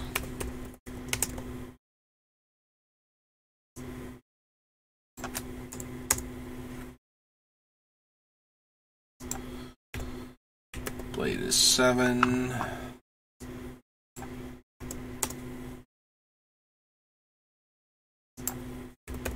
And the Warhammer is 8. Alright, that cuts 8 cards off of our list, brings us down to 151. So we need 91 more cuts. So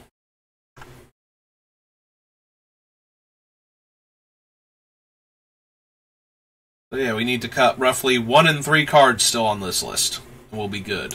So yeah, I probably don't actually have enough room. We probably did need to cut all of those equipment, sadly. And we're going to need to cut a few more things. We're probably going to have to cut the Gate to Phyrexia. I just won't have enough creatures to sacrifice to it consistently. And it has to stay in play until our upkeep in order to get rid of the particular problematic artifact. And that might mean that the players get to use it. And they know they have to use it. Whereas I might be able to ambush certain ones. There's not a whole lot I can ambush with, you know, Ulamog or the Cityscape Leveler or something, but we definitely can't ambush anything with this one, so.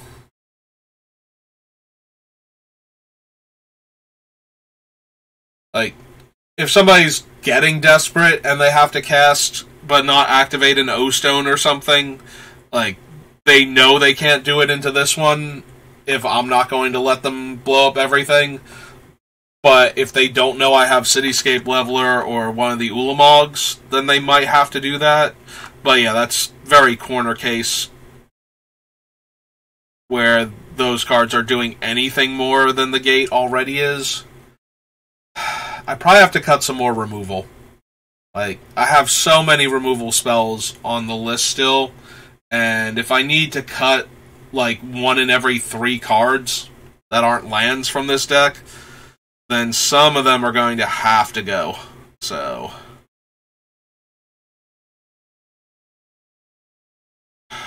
probably cut the Beacon. It's cool and fun and it does things, but we're already stealing enough of our opponent's stuff, we don't need to reanimate it also.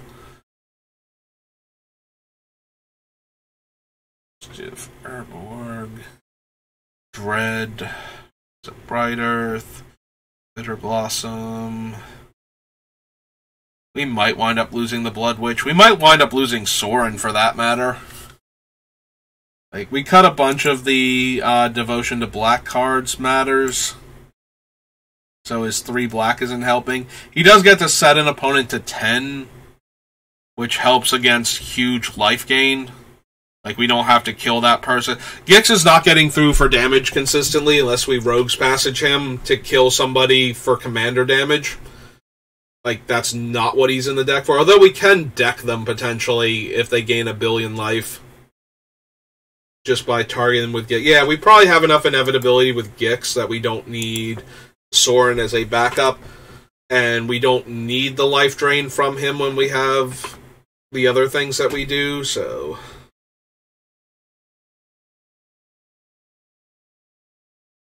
Sanguinate, Psychosis Crawler, Sheoldred.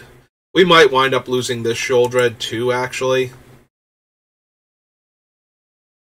Are we gonna lose Mikaeus? Like, literally 1 in every 3 of these cards has to go.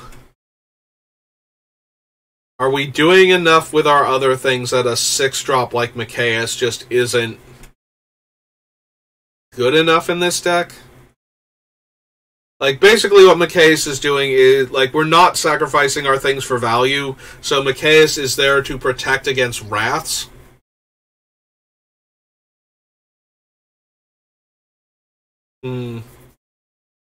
Might actually be Mikaeus, as weird as that is. Because we don't have any combos with him. So he's just there as Wrath Insurance. Like, Mikaeus makes it onto a lot of my deck lists because of his combo potential. Hang on, my tablet is desperately trying to throw itself on the floor. I don't know what shifted over here that it no longer likes to rest where it used to, but it desperately wants to hurl itself onto the floor every once in a while. And that's really starting to annoy me, actually. I shifted something over there, and now it doesn't want to sit properly.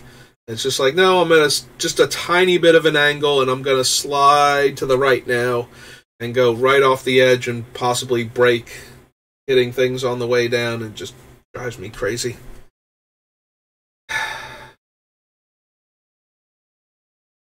Yeah, no, we don't actually have any combos with Mikaeus anymore.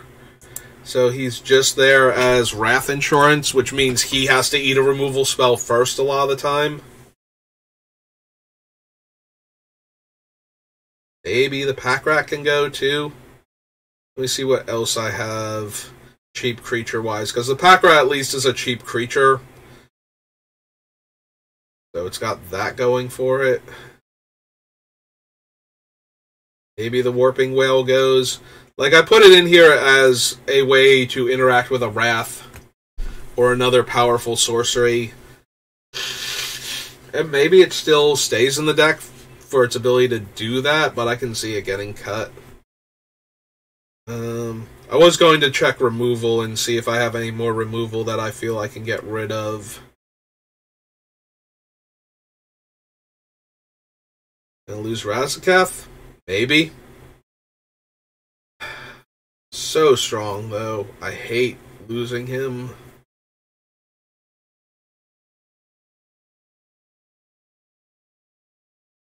Maybe it's the Haunt of Hightower. We already have enough other lifelink creatures. This is a 6-drop 3/3, and making them discard isn't accomplishing much anymore.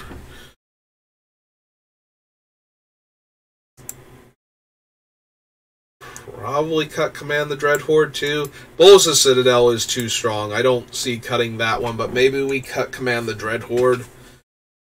Like, we're exiling a lot of our opponent's stuff. We don't necessarily put it into the graveyard, except when we Wrath, so if their good thing is already in the graveyard, you know, and there's nothing left we can hit in the deck, then we win anyway. Like, we'll just exile their dead creature with one of our other effects. Like Grave Robber or something. We need to make cuts. We need to make room.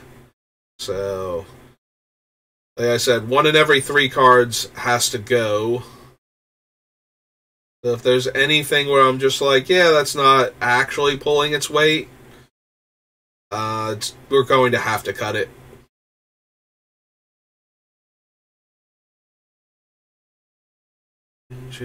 Sanguine Spy, Tenacious Underdog. Scrivener is still looking fine with all the stuff we have going on that interacts with her. Pardon me. might be the Puppeteer. Like, it can only ever trigger once per turn. We don't have a ton of creatures at CMC 3 or less. Yeah, I think we have to get rid of the Puppeteer. We have to get rid of 1 in every 3 cards. I think that's one of the cards that has to go so that 2 others can stay.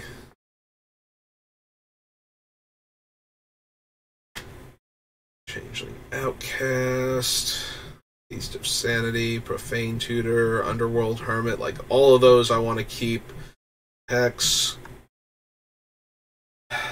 Do we lose the Jeweled Lotus? I really want an early Gix, but like, how good is turn 1 Gix actually? It gets to attack on turn 2 and draw me a card, almost definitely. But is that worth having a dead draw later on? Like, we can just as easily play, like, one of our aggressive 1 or 2 drops in the first couple turns and then cast Gix and attack and draw a card. Maybe we don't need Jeweled Lotus. If we don't need Jeweled Lotus, we probably don't need Dark Ritual either.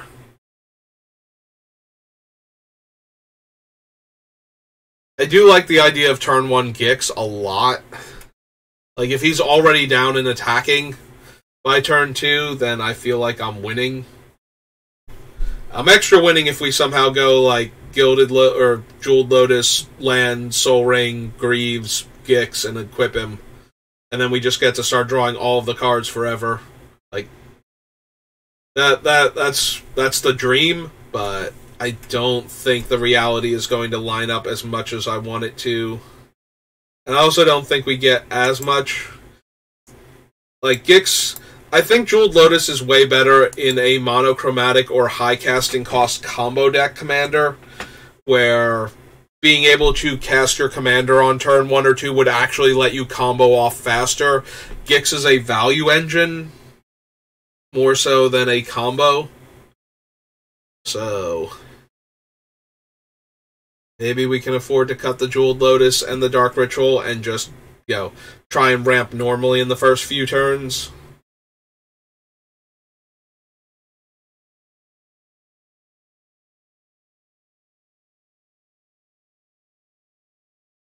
Yeah, I think I'm going to come back up here and get rid of Dark Ritual also. Although Dark Ritual does have more value in the deck than Jeweled Lotus. 1, 2, 3, 4, 5, 6, 7, 8, 9, 10. Down to 141. Quick save, clear all, order.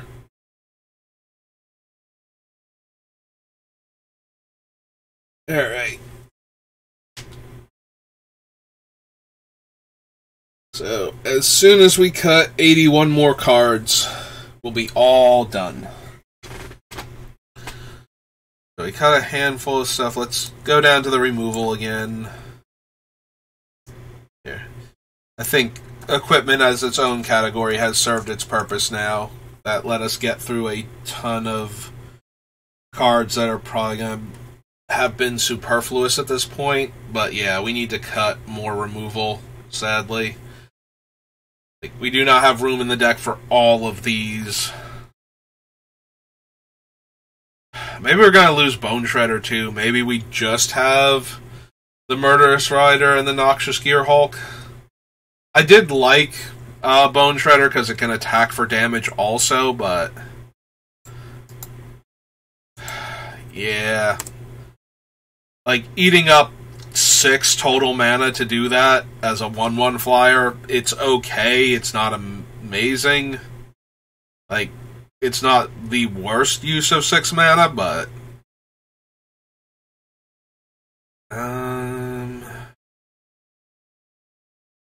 we also have a bunch of Wraths, and some of them hit our own stuff. Maybe I can afford to cut Mutilate, too.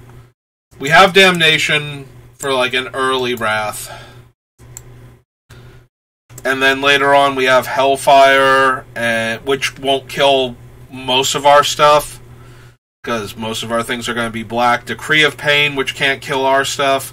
And in Garrick's Wake, do we have any other... And Necrotic Hex, which doesn't affect our stuff. We have Toxic Deluge as a backup. Do I even want Toxic Deluge, though? I need to make cuts. This will kill most of our creatures. Similar to Mutilate. So maybe we get rid of those. We leave in the one, like the more expensive ones that can kill all of our opponents' things. And we leave in Damnation in case we need something cheaper.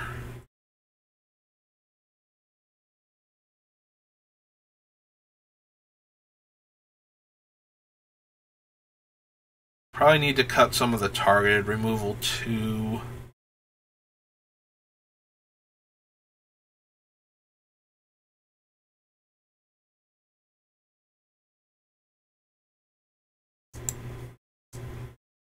Alright. Oubliette's very specific, like what cards you want to kill with Oubliette, as opposed to just a random kill spell. Since Oubliette is an O-ring type effect, and can wind up with the creature eventually coming back, it does stop it from coming back immediately, I believe. Does Oubliette let it phase in?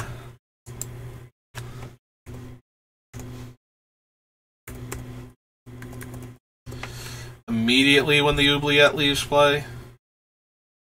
There's a battlefield, target creature phases out until Oubliette leaves the battlefield. Tap that creature as it phases in this way. Which your ability resolves while permanent is phased out. Phasing out doesn't cause one-shot effects that are waiting until any continuous effects for as long as...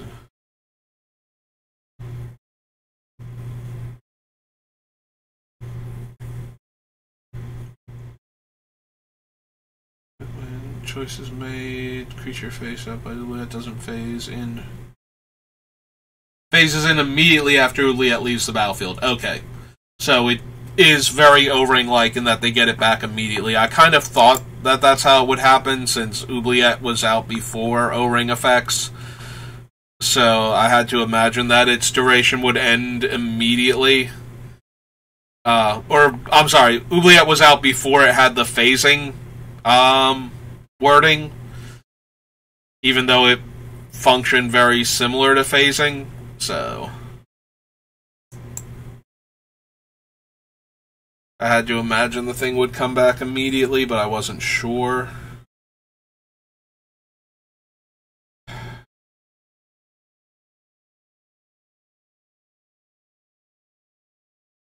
Are we going to lose Withering Boon again? Similar to how we lost it from Braids?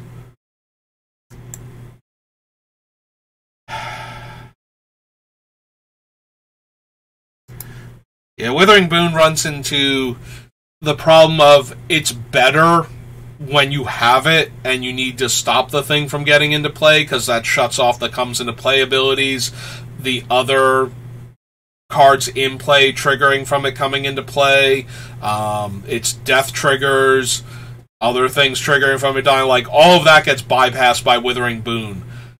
But if you draw it after the problem is already in play, it does nothing. So it does a lot more when you want to stop the creature and you have it, and it does so much less when you need to stop the creature and didn't have it at the right time, that it creates a weird tension with the card. Like, will it actually be in our hand when we need it? Do we use it on this thing now because it's a problem? Potentially, or do we wait for something that is definitely going to be a huge issue if we don't deal with it? And all of those are, you know, it gives you options to stop certain things that you couldn't otherwise stop in a mono black deck. Similarly to Warping Wail, just being able to cancel out a sorcery. when we need it to, when we're desperately trying to draw our cards and activate our Gix and our opponent goes for a Wrath, or we have all these cool enchantments that are going to combo kill the opponent when we activate Gix and somebody goes for, a Purity or something, or Purify. Purity, I think, is the thing from Shadowmoor, or not Shadowmoor, Lorwyn, like the Dread variant for white. But on the other hand, if they're doing that with like an instant or something, then we don't get to interact with it. Same thing is true for Withering Boon. If we don't have it when we need it, or some other creature distracts us and we cast it on that one, I mean, that's more true of most removal. The whole, hey, look, this thing is also problematic.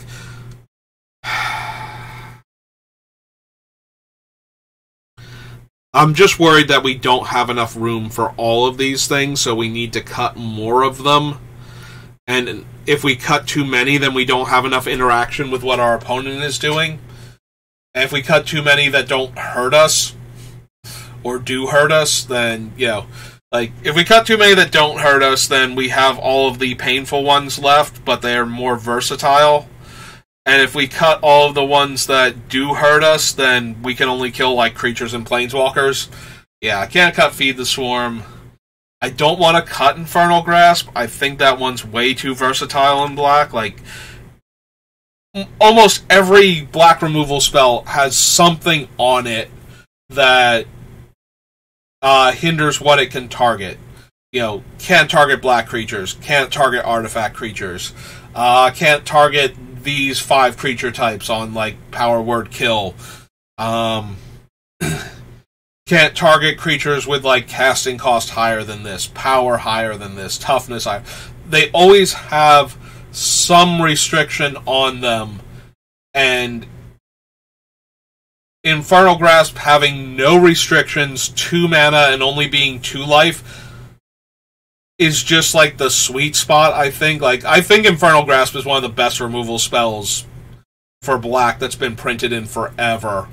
For, like, commander format and whatnot. It just can hit anything, and it's only 2 life, and it's an instant. So, that one basically has to stay in. Like, if I'm going to keep any targeted removal, the only reason to cut the Grasp is because I need to keep the ones that can hit more permanent types. So, Hero's Downfall and Assassin's Ink need to stay in ahead of it, but I really do want to keep that, and I think we have enough positive things going on with the other removal spells that I don't want to cut them necessarily either. So we'll start with these cards, with these 4, towards our count. Oh. Yeah, Oubliette is so good against specific things that I do want it in the deck a lot of the time, but we just don't have room for all of the removal. If you spend a lot of time playing against the decks that Oubliette is good against, where you need their commander to go away for a while, like, that's where Oubliette really shines, is it puts the commander in a state that the other players can't just dance around it and not have to deal with the fact that it got exiled. So we did Mutilate, we did Oubliette. Did we do Toxic? Okay, we did do Toxic. So we were just on Bone Shredder. For some reason, I thought we had gotten out of order here. Oh, I have Mutilate twice. I accidentally cut Mutilate. That's why I... Alright, Bone Miser gets to stay. Bone Shredder, on the other hand, is gone. Alright, so we have Bone Shredder twice... Or no, we have Mutilate twice. So 1, 2, 3, 4. Alright, so 4, so 37.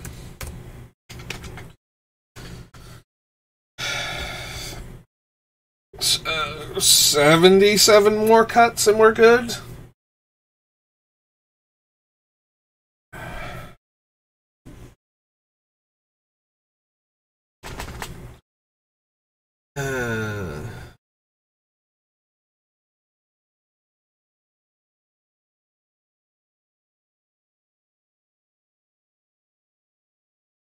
Wait, did I say 1 in every 3 cards had to get cut before? Because oh yeah, when I was at like 9... We're not at 90, though.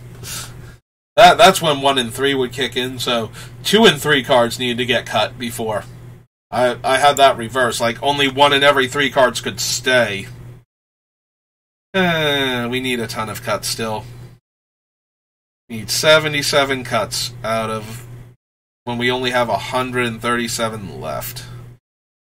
Alright, indulge me real quick. I'm going to attempt a quick count and make sure where we're at. So, 1, 2, 3, 4, 5, 6, 7, 8, 9, 10, 11, 12, 13, 14, 15, 16, 17, 18, 19, 20, 21, 22, 23, 24, 25, 26, 27, 28,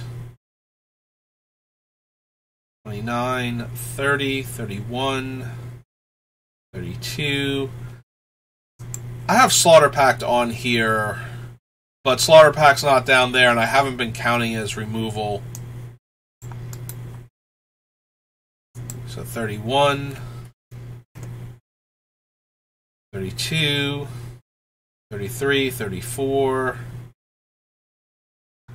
35, 36, 37, 38, 39, 40, 41, 42, 43, 44, 45, 46, 47, 48, 49, 50, 51, 52, 53, 54, 55, 56,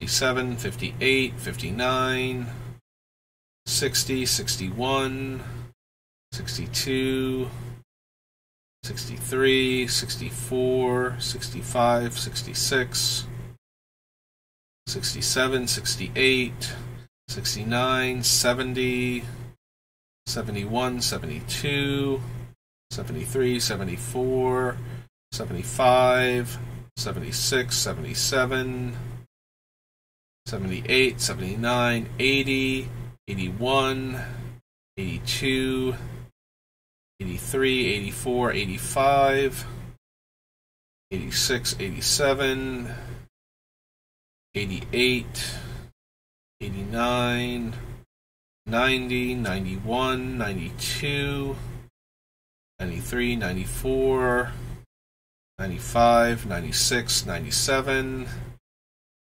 98, 99, 100, 101, 102, 103, 104, 105, 106, 107, 108, 109, 110, 111, 112, 113, 114, 115, 116, 117, 118, 119, 120, 121, 122, 123, 124, 125, 126, 127, 128, 129, 130, 131, 132, 133, 134.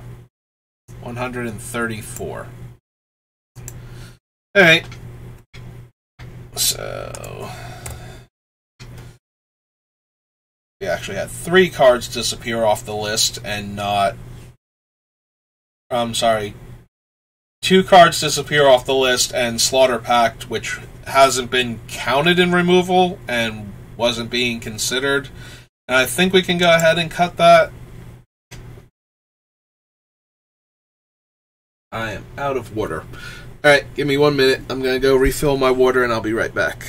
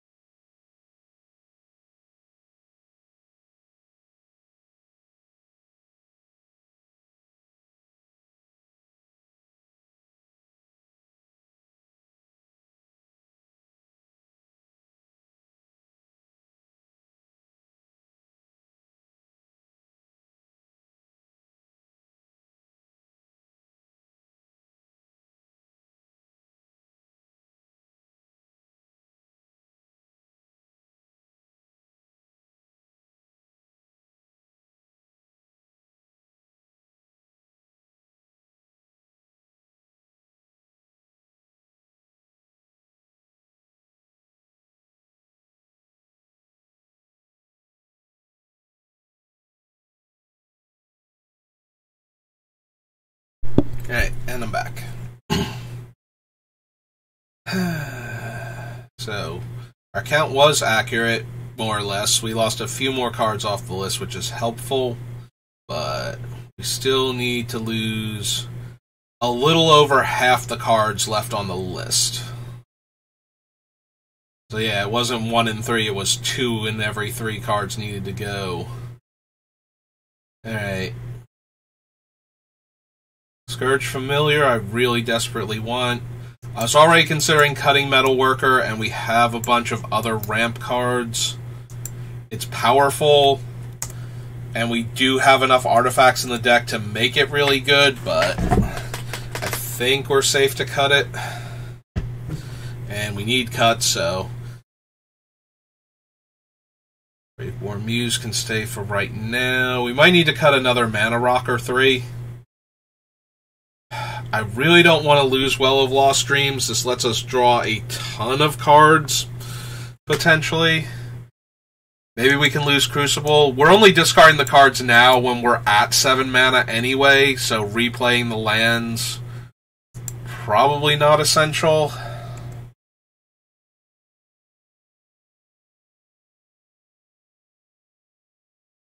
We might wind up losing Kokushu. I'm going to leave him on the list for right now, but Nether Trader definitely stays.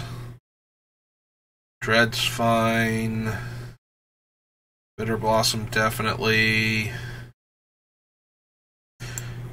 Yeah, okay. I think we can cut the Blood Witch.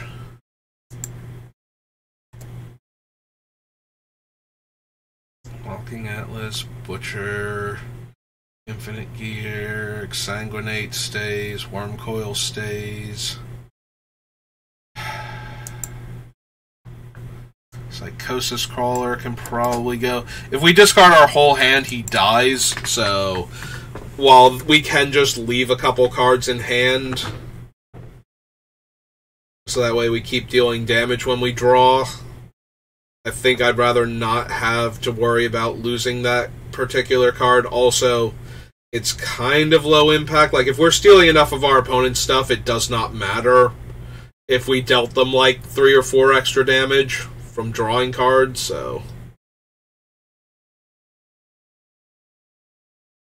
I want to keep the Screecher. It's an early threat that can gain us life, and has an evasion ability to make sure we get through for drawing cards.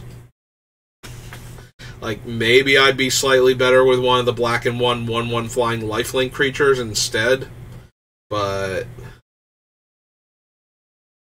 even if that's true, I still want that 1/1 flying creature, and like, I don't want to cut the slot.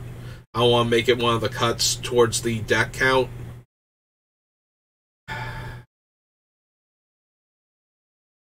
Maybe it's the Pontiff. Pontiff is a 6-drop. Pontiff requires that we have a large number of creatures out, and that we cast a spell with enough mana behind it that we can drain enough life. Yeah, I don't think this is quite the Pontiff's deck either anymore. Had a good chance of making it, but we need room, and I think that's one of the weaker cards we still have. Yeah, I think the Oblivion Sower. I really like the idea of Oblivion Sower. I think it's doing a lot of good work in the deck, potentially. But it's doing good work when we're already winning. Like, it's helping us cross the finish line instead of getting to the point where we can see it.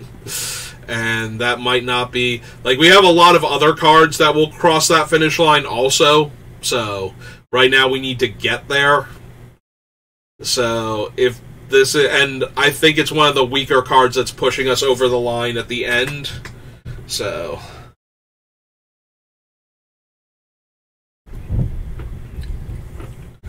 Sworn Vampire. Josu can probably go. The problem is that he's a 4-mana, 4/5 menace early on. Like, we can just cast him, and he might be able to get through for damage to draw a card. And later on, having, 8 more menace creatures with him to back him up. He just puts 20 power onto the board for, 10 mana? Yeah, 10 mana, like 3 black and 7. He might be a cut, but we're gonna set him aside for right now. I was considering cutting Lily, and I think I'm gonna follow through with that now.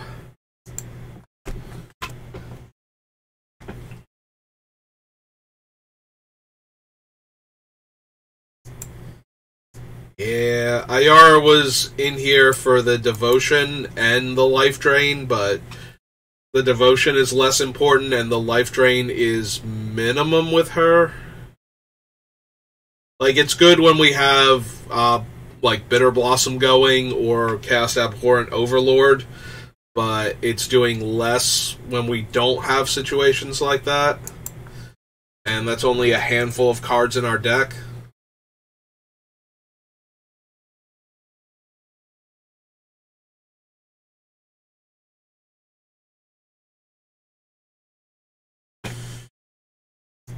Yeah, I think the Duskfang is helping us win more when we're already winning. Like, if our lifelink creatures are getting through for damage, then we don't need them to hit that much harder to win the game. Like, we should be able to mop up with Gix's ability, so...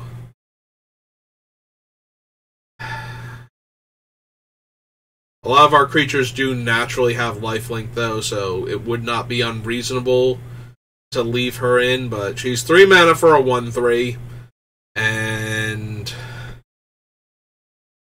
yeah, I think we have to let her go, sadly. Let the form engine copies Gix's activated ability, so that's staying. Null Priest is cheap, has lifelink, has evasion and menace, and can reanimate one of our dead creatures in the mid to late game. I think that's too much reasonable value. Maybe the book. The book also falls into the, hey, this costs triple black, it's making a token every turn, but it's only making a token, like 1 token per turn cycle. I already cut a bunch of other cards that were doing that. And since we cut most of the Devotion to Black Matters cards, we can probably cut the book at this point. Like, we need cuts, and it's on the short list, so... Don't worry, Scrivener. I'm gonna try and get you there. I really am. When I finally cut this card, it's gonna hurt so bad. It's gonna hurt so bad. I wish it didn't hurt so bad.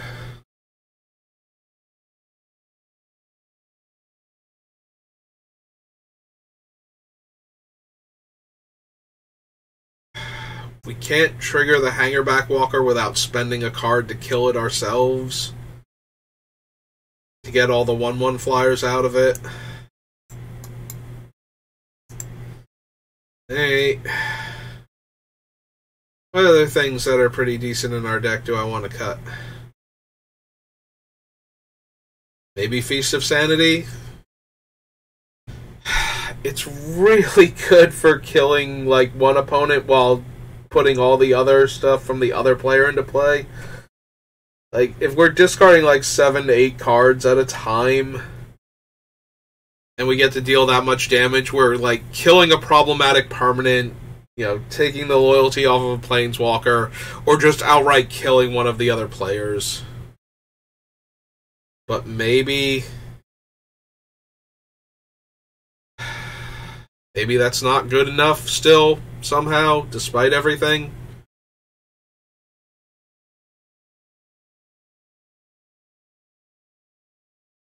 I'm leaving it in for right now, but I'm considering it. Theomancer just makes a consistent source of 1/1s to attack with. Bone Miser gives me too much value when I'm already activating Gix. If I discard my whole hand to Gix and I make, like, you know, 20 zombies...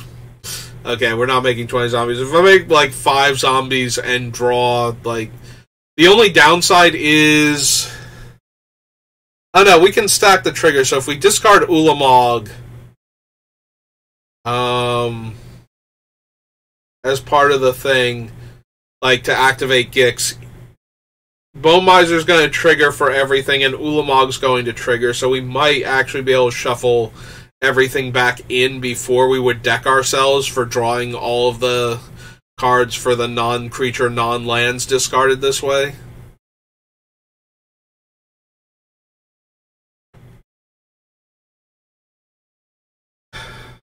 Most of my vampires already have lifelink, and some of them have Death Touch too.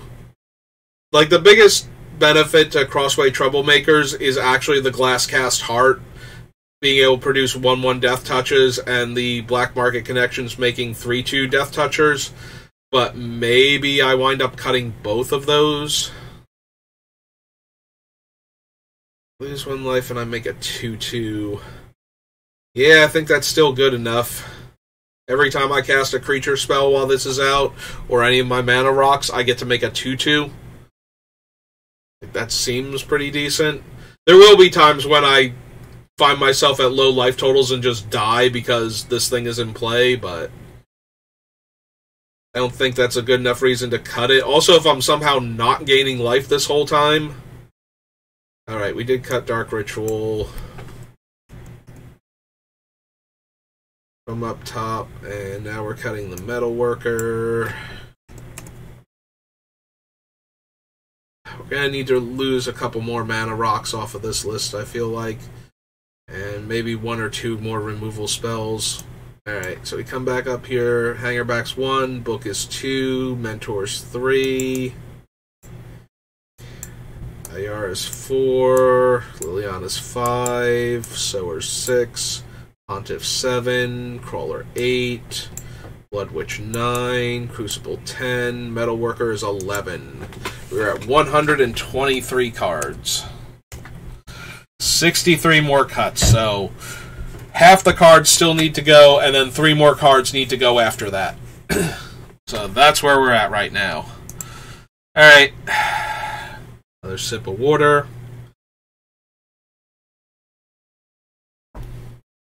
And let's get back to it.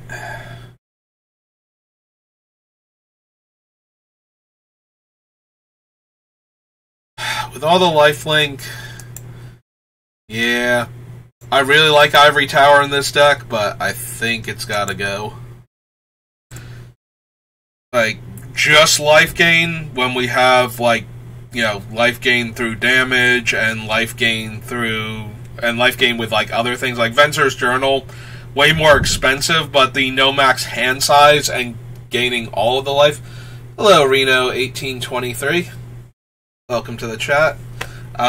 It's just not gonna... We need to cut half the cards in the deck still, so... Ivory Tower is low enough impact that it's just gotta go at this point. It was doing the thing, and I appreciate it, but it's not going to survive if we have to cut, like... There are too many other cards I want to keep to let Ivory Tower get in the way of them. So yeah, I think we need to go double check the mana rocks again, because I don't think we have room for all of them anymore. We probably need to cut like 1 or 2 of the 2-drop ones.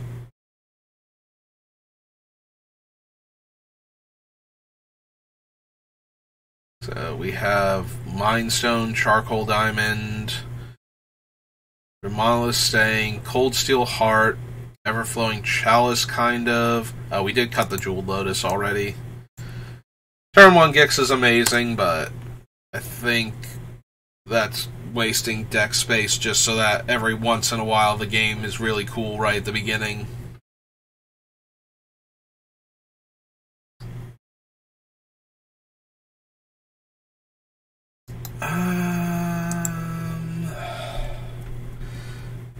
Yeah, we really need to lose, like, a couple of the mana rocks, sadly. Which ones? I mean, Arcane Signet stays because it's just a better Charcoal Diamond, or functionally Cold Steel Heart for the most part. So it's probably going to be one of those two. Maybe the Mind Stone. Einstein we can cash in for another card towards Gix when we don't need the mana anymore.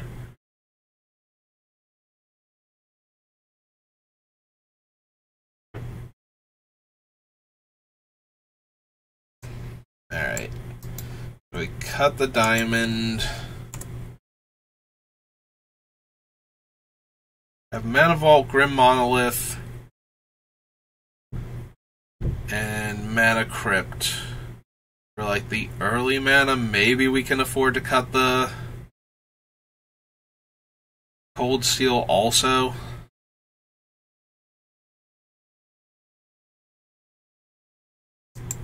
And that leaves us with Everflowing for 2.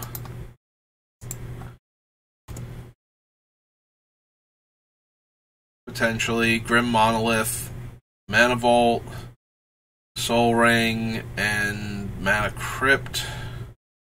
Arcane Signet. And then what? Firemind's Vessel as one of the 4s. We have Scepter, we have Hedron Archive, which again lets us draw cards.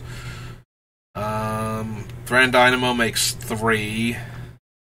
We can only get 1 colored mana relevant out of Firemind because it has to be 2 different colors, so it can tap for black and 1 essentially.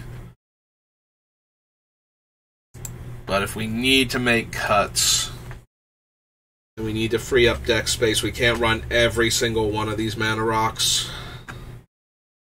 Alright, so Diamond, Cold Steel, and Firemind.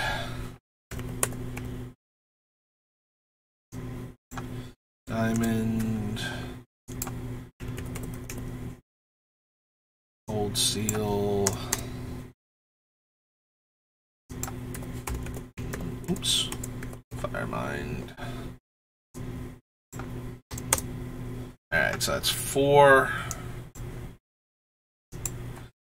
Brings us down to 119. Getting there. Ever so slowly we are getting there. So 59 more cuts and we're good.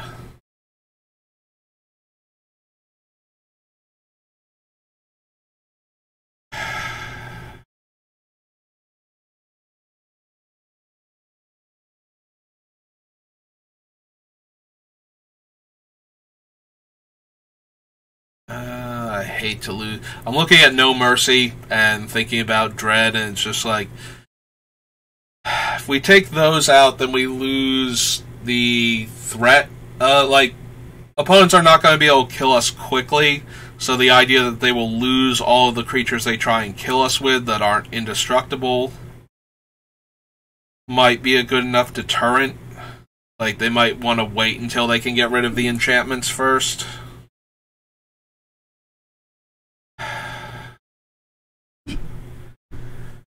Get Well of Lost Dreams now. Despite the massive amount of life we can gain, and therefore the massive amount of cards we could draw to keep Gix happy.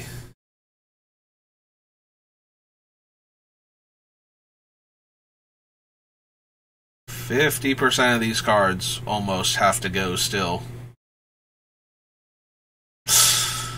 I think the Walking Atlas might finally be going.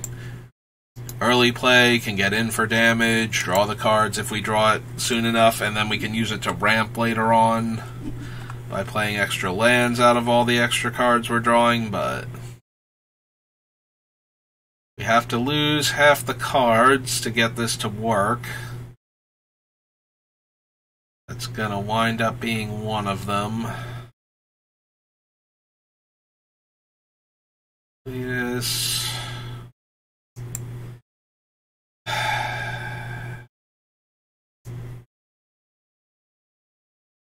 Yeah.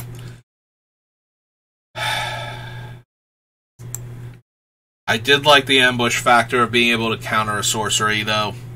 That one kind of hurts, but it's also one of the least on-topic cards in the deck still.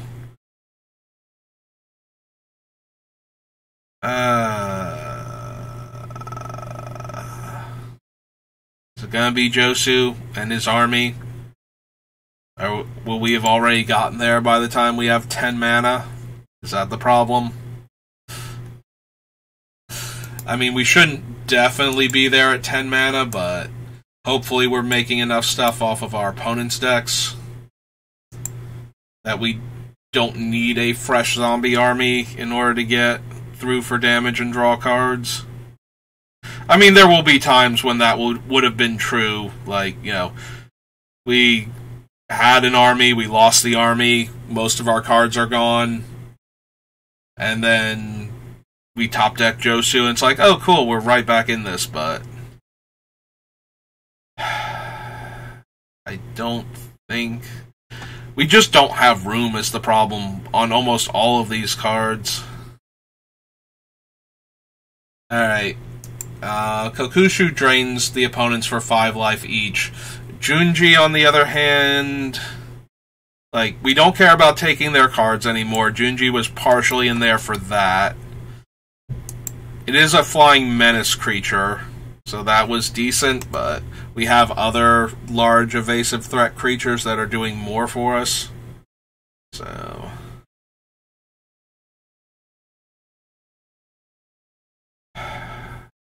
Is it the Soul of Innistrad? Is that Alhamrat's Archive? Like, it's doubling up on our life gain, it's doubling up on our card draw. That can't be right. Like, how could that possibly be right? It could be right because I'm desperately trying to find cards I can cut, so I had to consider it, and I haven't. I just kind of keep going past it every time, going, nope, that's definitely staying, so I had to stop and ask myself, is it definitely staying? And just saying it out loud makes me go, yeah, no, it's almost definitely staying. Like, that's going to be like one of the last 5 that gets cut. If it doesn't make it to the final version of the deck.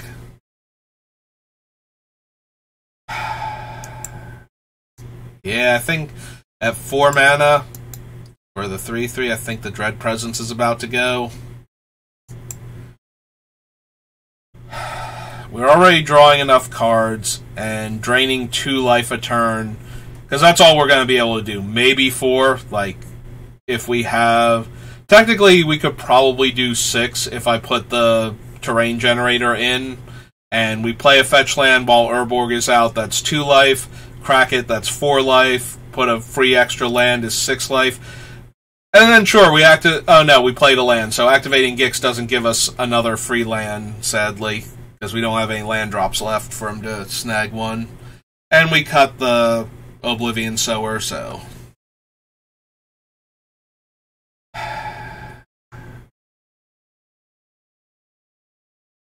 Presence Junji is 2, Josu's 3... Warping Whale is 4, and Walking Atlas is 5. Alright, let's pop back up here, go down to 114. Be a little sad, especially the Warping Whale. Like, once we get the deck done, maybe I'll go back and look at Warping Whale and see if we can find a way to get it in. I just want to be able to counter 1 Wrath one time, just so we can finish the game. Yeah, Saw in Half is a fun trick, but we are at that point where fun tricks don't get to stay in anymore. I love the idea of, like, cutting Grave Titan in half and having just the massive army of zombie tokens, but I think we're already doing that. You know, if we have a Grave Titan, we don't need a second Grave Titan by spending a card on it.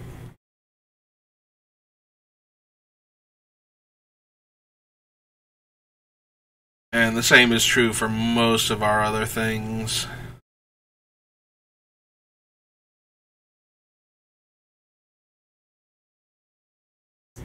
Yeah, I think the Glasscast Heart.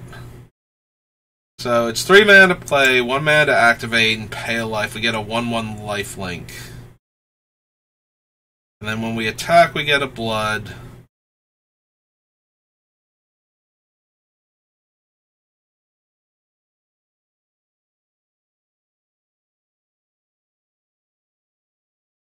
I don't know what the V equals was in here for. Because this and 13 blood to have each opponent lose 13 life and we gain 13 life, which isn't going to happen even with all the vampires. Because I only make 1 blood per turn from this, and I don't have any other blood makers anymore.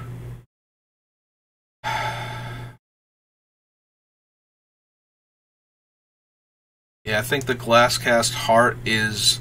Because it's actually requiring mana, as opposed to something like the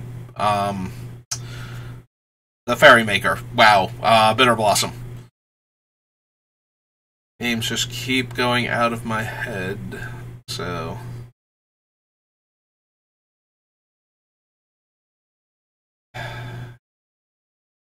Do we ditch...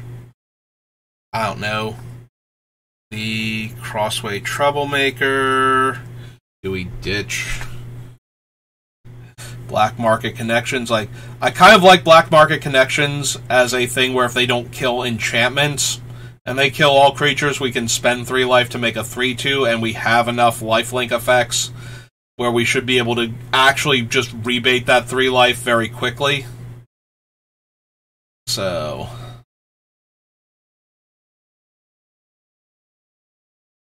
And it lets us draw extra cards, and it lets us ramp. Yeah, it's probably good enough to keep.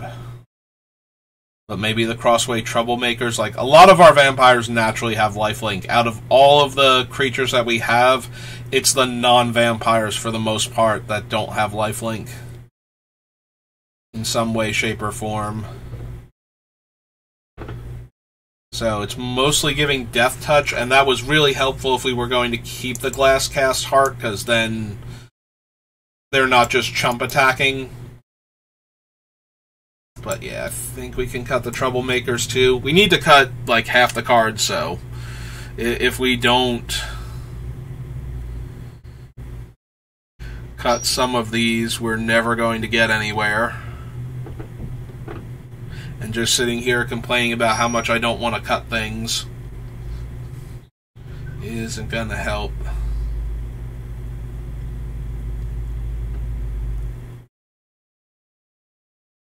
That's 3.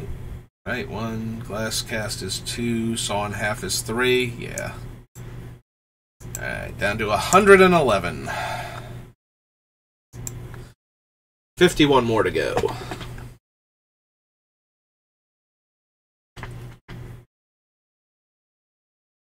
We're going to wind up losing the Withering Boon, aren't we? Because I'm going to have to cut like 1 or 2 more pieces of removal. And that's going to wind up being one of them at this rate. So we just don't have room for everything.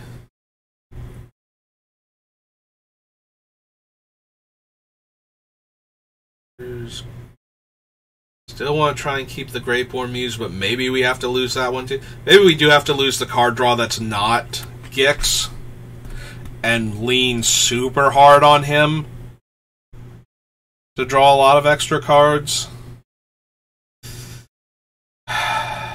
It's risky because then targeted removal shuts down all of our card draw, even if the opponents are taking a lot of damage. But if we cut the Graveborn Muse and the Phyrexian Arena...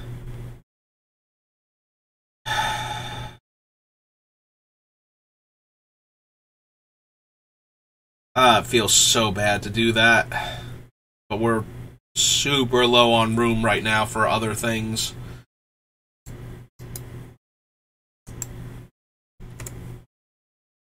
Like, something has to give at this point.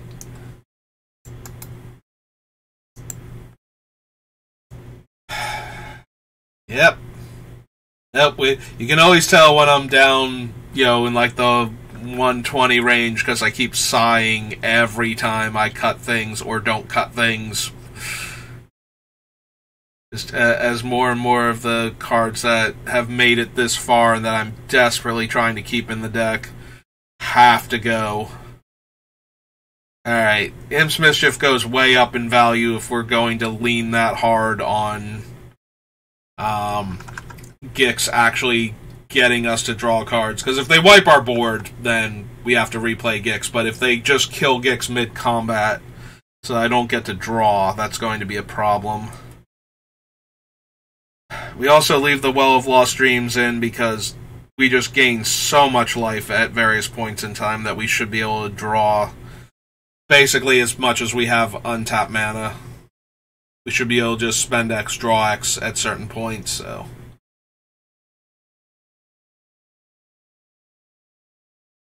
Hedron Archive, Kalidas,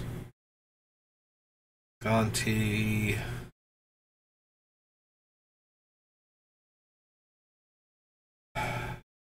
We want to keep the Archfiend. I'm trying super hard to keep this Razaketh, but maybe. He keeps almost getting cut, and then I keep going, but he's so good once we hit him.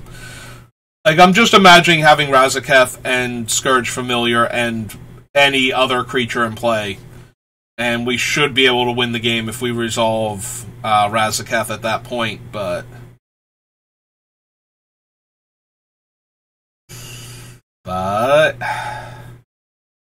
Actually, we can probably cut Sanctum Seeker. Drains a life for each vampire that attacks, but most of our vampires have lifelink anyway now, so that's kind of just, like, a bad Hellrider at this point.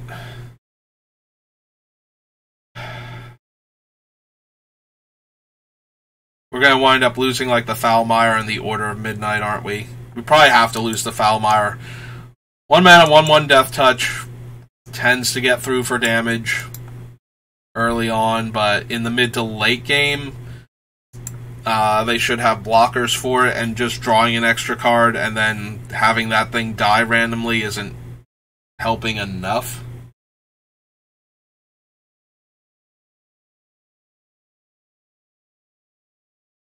Okay, so we found a few things that were clinging to life here.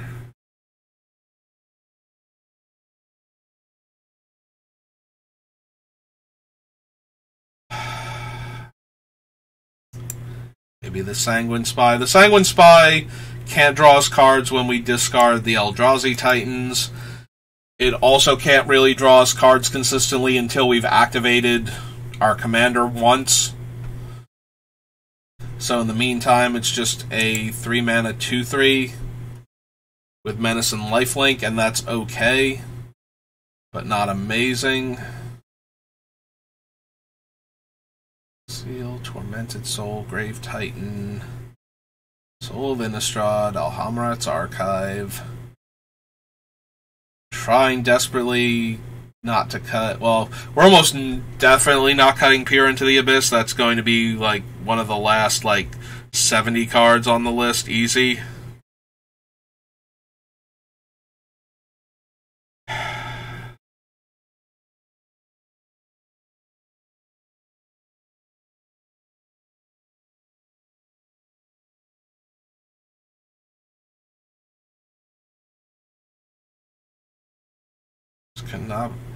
Canoptic Wraith. Pay X to make X 2/2 warrior tokens where X is the amount of life I lost this turn. And which of the Moors?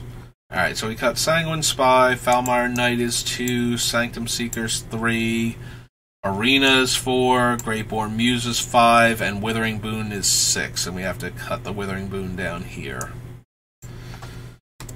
from our removal list. Okay, so we made 6 more cuts.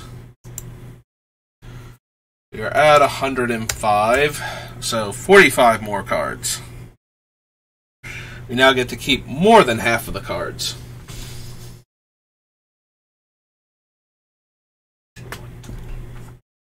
Okay.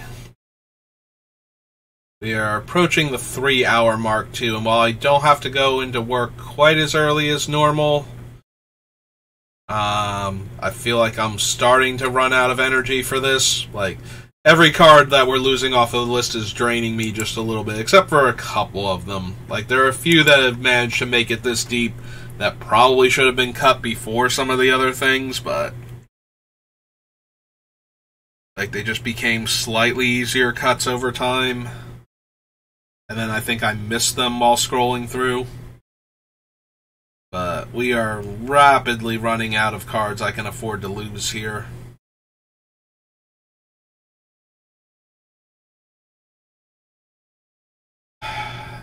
Do we lose more of the equipment? Like, do we just not have, like, super giant lifelink creatures and just settle for their current size lifelink creatures?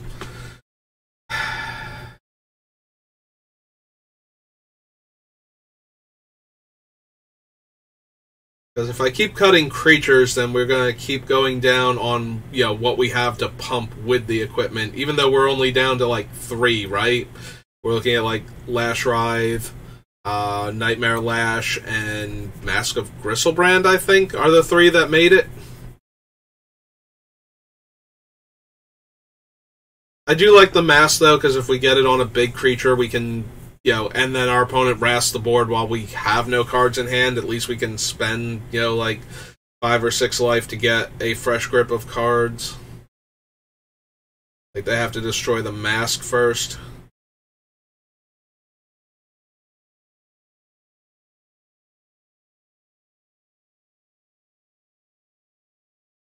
But yeah, maybe we do lose the Nightmare Lash and or the... I suppose we lose the Nightmare Lash before the Lash Writhe.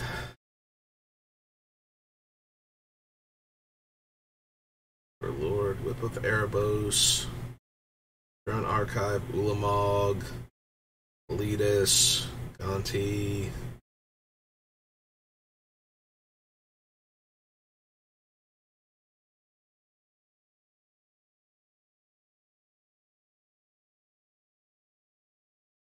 With all the life gain we have, I can't imagine losing Bolas's Citadel. Like, this is, like, probably on my top 5 needs to be banned in Commander, if anything does, type of cards. Like, you can just do so much with this thing once it's in play.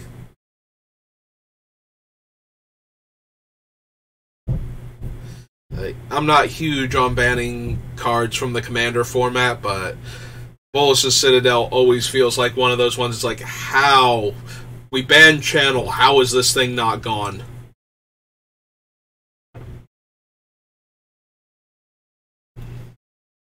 Like, you just get to pay... Now, granted, it costs 3 times as much as Channel, but once you get going with it, especially if your deck is built to be able to manipulate the top card of your deck, I feel like you should not be able to lose while Bolas's Citadel is active.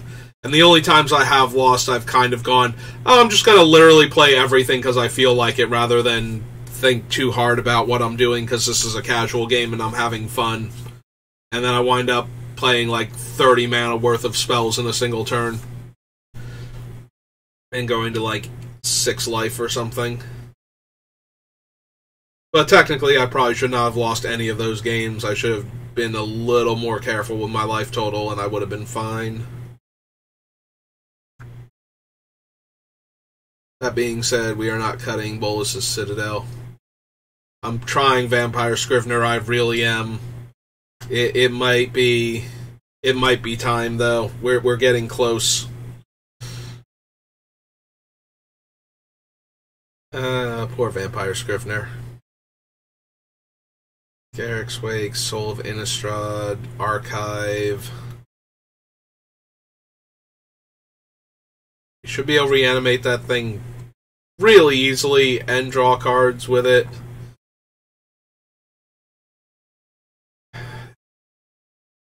It's going to wind up being Feast. Like, we're already kind of winning the game when we're activating Razaketh. So it's kind of a win more card. Because we can only really discard like this with Razaketh. Wow. With Gix. I'm sorry, please forgive me, terrifying heavy metal cover monster.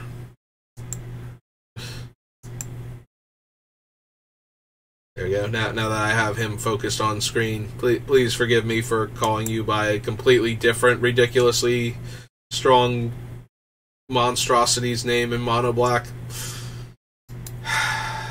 Yeah. I think we can cut the Feast. I really wanted to run the Feast with him because, discard my hand and then deal that much damage. With how many cards we can get into our hand... I hate cutting Feast of Sanity with how many cards we can get into our hand. I'm fighting the urge to just put it back on the list. I'm losing that fight. Yeah, I think I have to step back from the list again and think about it for a while. Like, try and figure out... we still have Thought Vessel on the list, too. Huh. Because of the no maximum hand size thing. But it's not down with our mana rocks. Right? So Thought Vessel, Grand Dynamo, Scepter, Mana Crypt. Yeah, it would be like right here. Do we want Thought Vessel over one of the other 2-drop rocks? It's another infinite hand size card, and it taps for mana. Like, do we want that enough to... Because we have 2 maximum hand size cards already. Maybe we want it more than the Mind Stone? Mind Stone's good when we're low on cards. This thing is good when we're, like, up on cards and we don't have one of the other maximum hand size cards in play.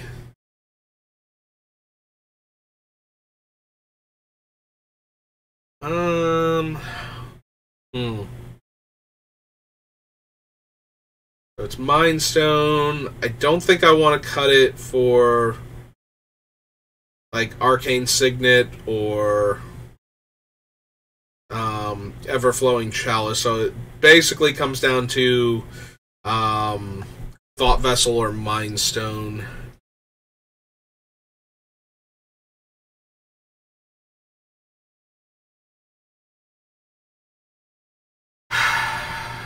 I think it's going to be the Thought Vessel.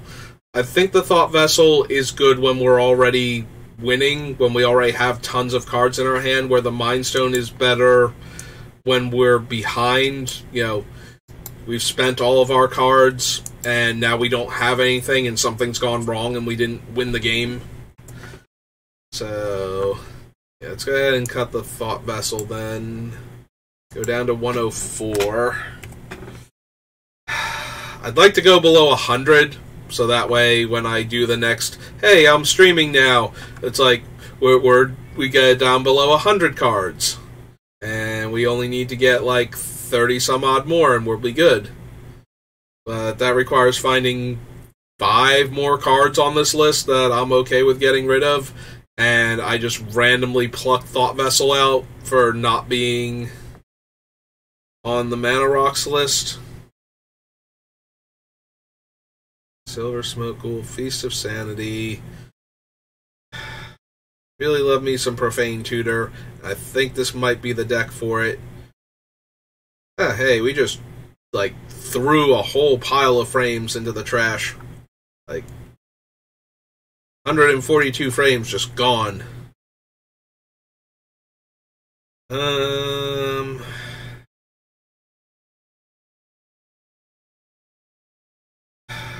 We're going to lose something along the lines of, like, Black Market Connections or Biotransference.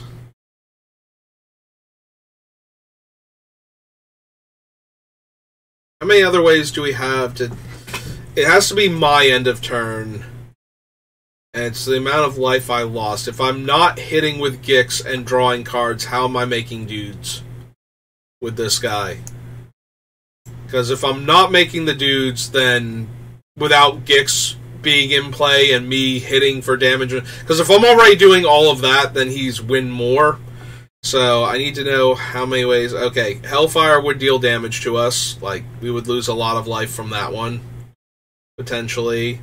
Vamp Tutor, if I cast it during our turn.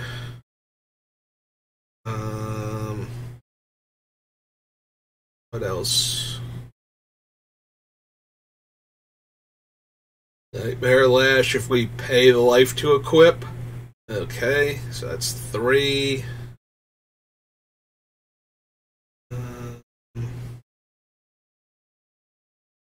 Yeah, I don't think we cast Imp's Mischief in a turn where we didn't have something like our commander to protect, and if we... So if we're using it hypothetically to protect the Daemon then? Demon with an A, with an extra A in there randomly. The legend from Warhammer. So if we're protecting him, then it has to be on our turn, and then we get to make, like, 3 dudes. Bitter Blossom, definitely. Like, we lost all of our guys, but hey, we make a 1-1, and then at the end of the turn we make another 2-2 on top of that, so that's not unreasonable. Kozilek, Ulamog, nothing there. Exsanguinate, Wormcoil Engine. Lash Writhe we can pay life to equip. Technically, the Vault Scourge, if we cast it, would be 2 life, so we could make 2 dudes. Pack Rat, no. Screecher, no. No of those. Thespian Stage. Overlord, Whip of Erebos.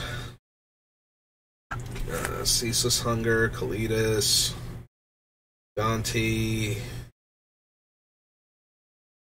Venture's Fair wouldn't do it. Archfiend of Ifnir's not doing anything for this guy. Razaketh, but if we have Razaketh, although it would give us the creature, but it's happening during our end step, so we probably can't win on the spot. Also, we had to have another creature in play, so yeah, I don't think Razaketh counts towards this guy at all. Doom Whisperer can do it. Go to all of these. Rankle can make us lose a life and draw a card when he connects, so he technically counts. Feed the Swarm would count, and we might be able to kill a problematic enchantment or creature and spend a ton of mana at the end of the turn if we lost enough life. Ebon Death, Infernal Grasp. We also passed over, and I didn't mention it, but I've been looking for it. It was back up in, not Eldritch Moon, I don't think. I think it was Shadows over Innistrad. We passed over the land that loses a life to make a 1-1. So that would count. And I thought I was paying attention for it, but somehow I managed to skip over it. We are definitely past where it was now, as we get into the other ones. Infernal Grasp can make 2 guys. If we can find something we need to kill. Henrika can get us 1 guy once. If we still have the option to lose a life and draw a card with her. Tenacious Underdog can get us 2 creatures. Nope. Yawgmoth is the obvious one, where we're getting through with our guys, so we just make more guys.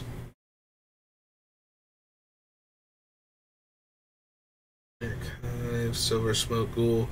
Technically Peer into the Abyss, but we're spending 7 mana to cast that, so I don't know how many creatures we could make with him realistically. But every extra mana we have left over at that point should be more than enough to, like... We should be able to spend all of our remaining mana, so the question becomes how much remaining mana do we have?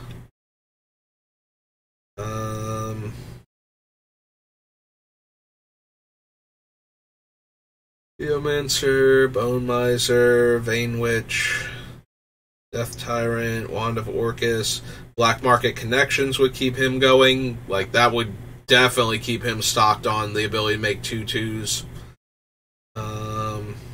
Biotransference only matters if we're already casting other creatures.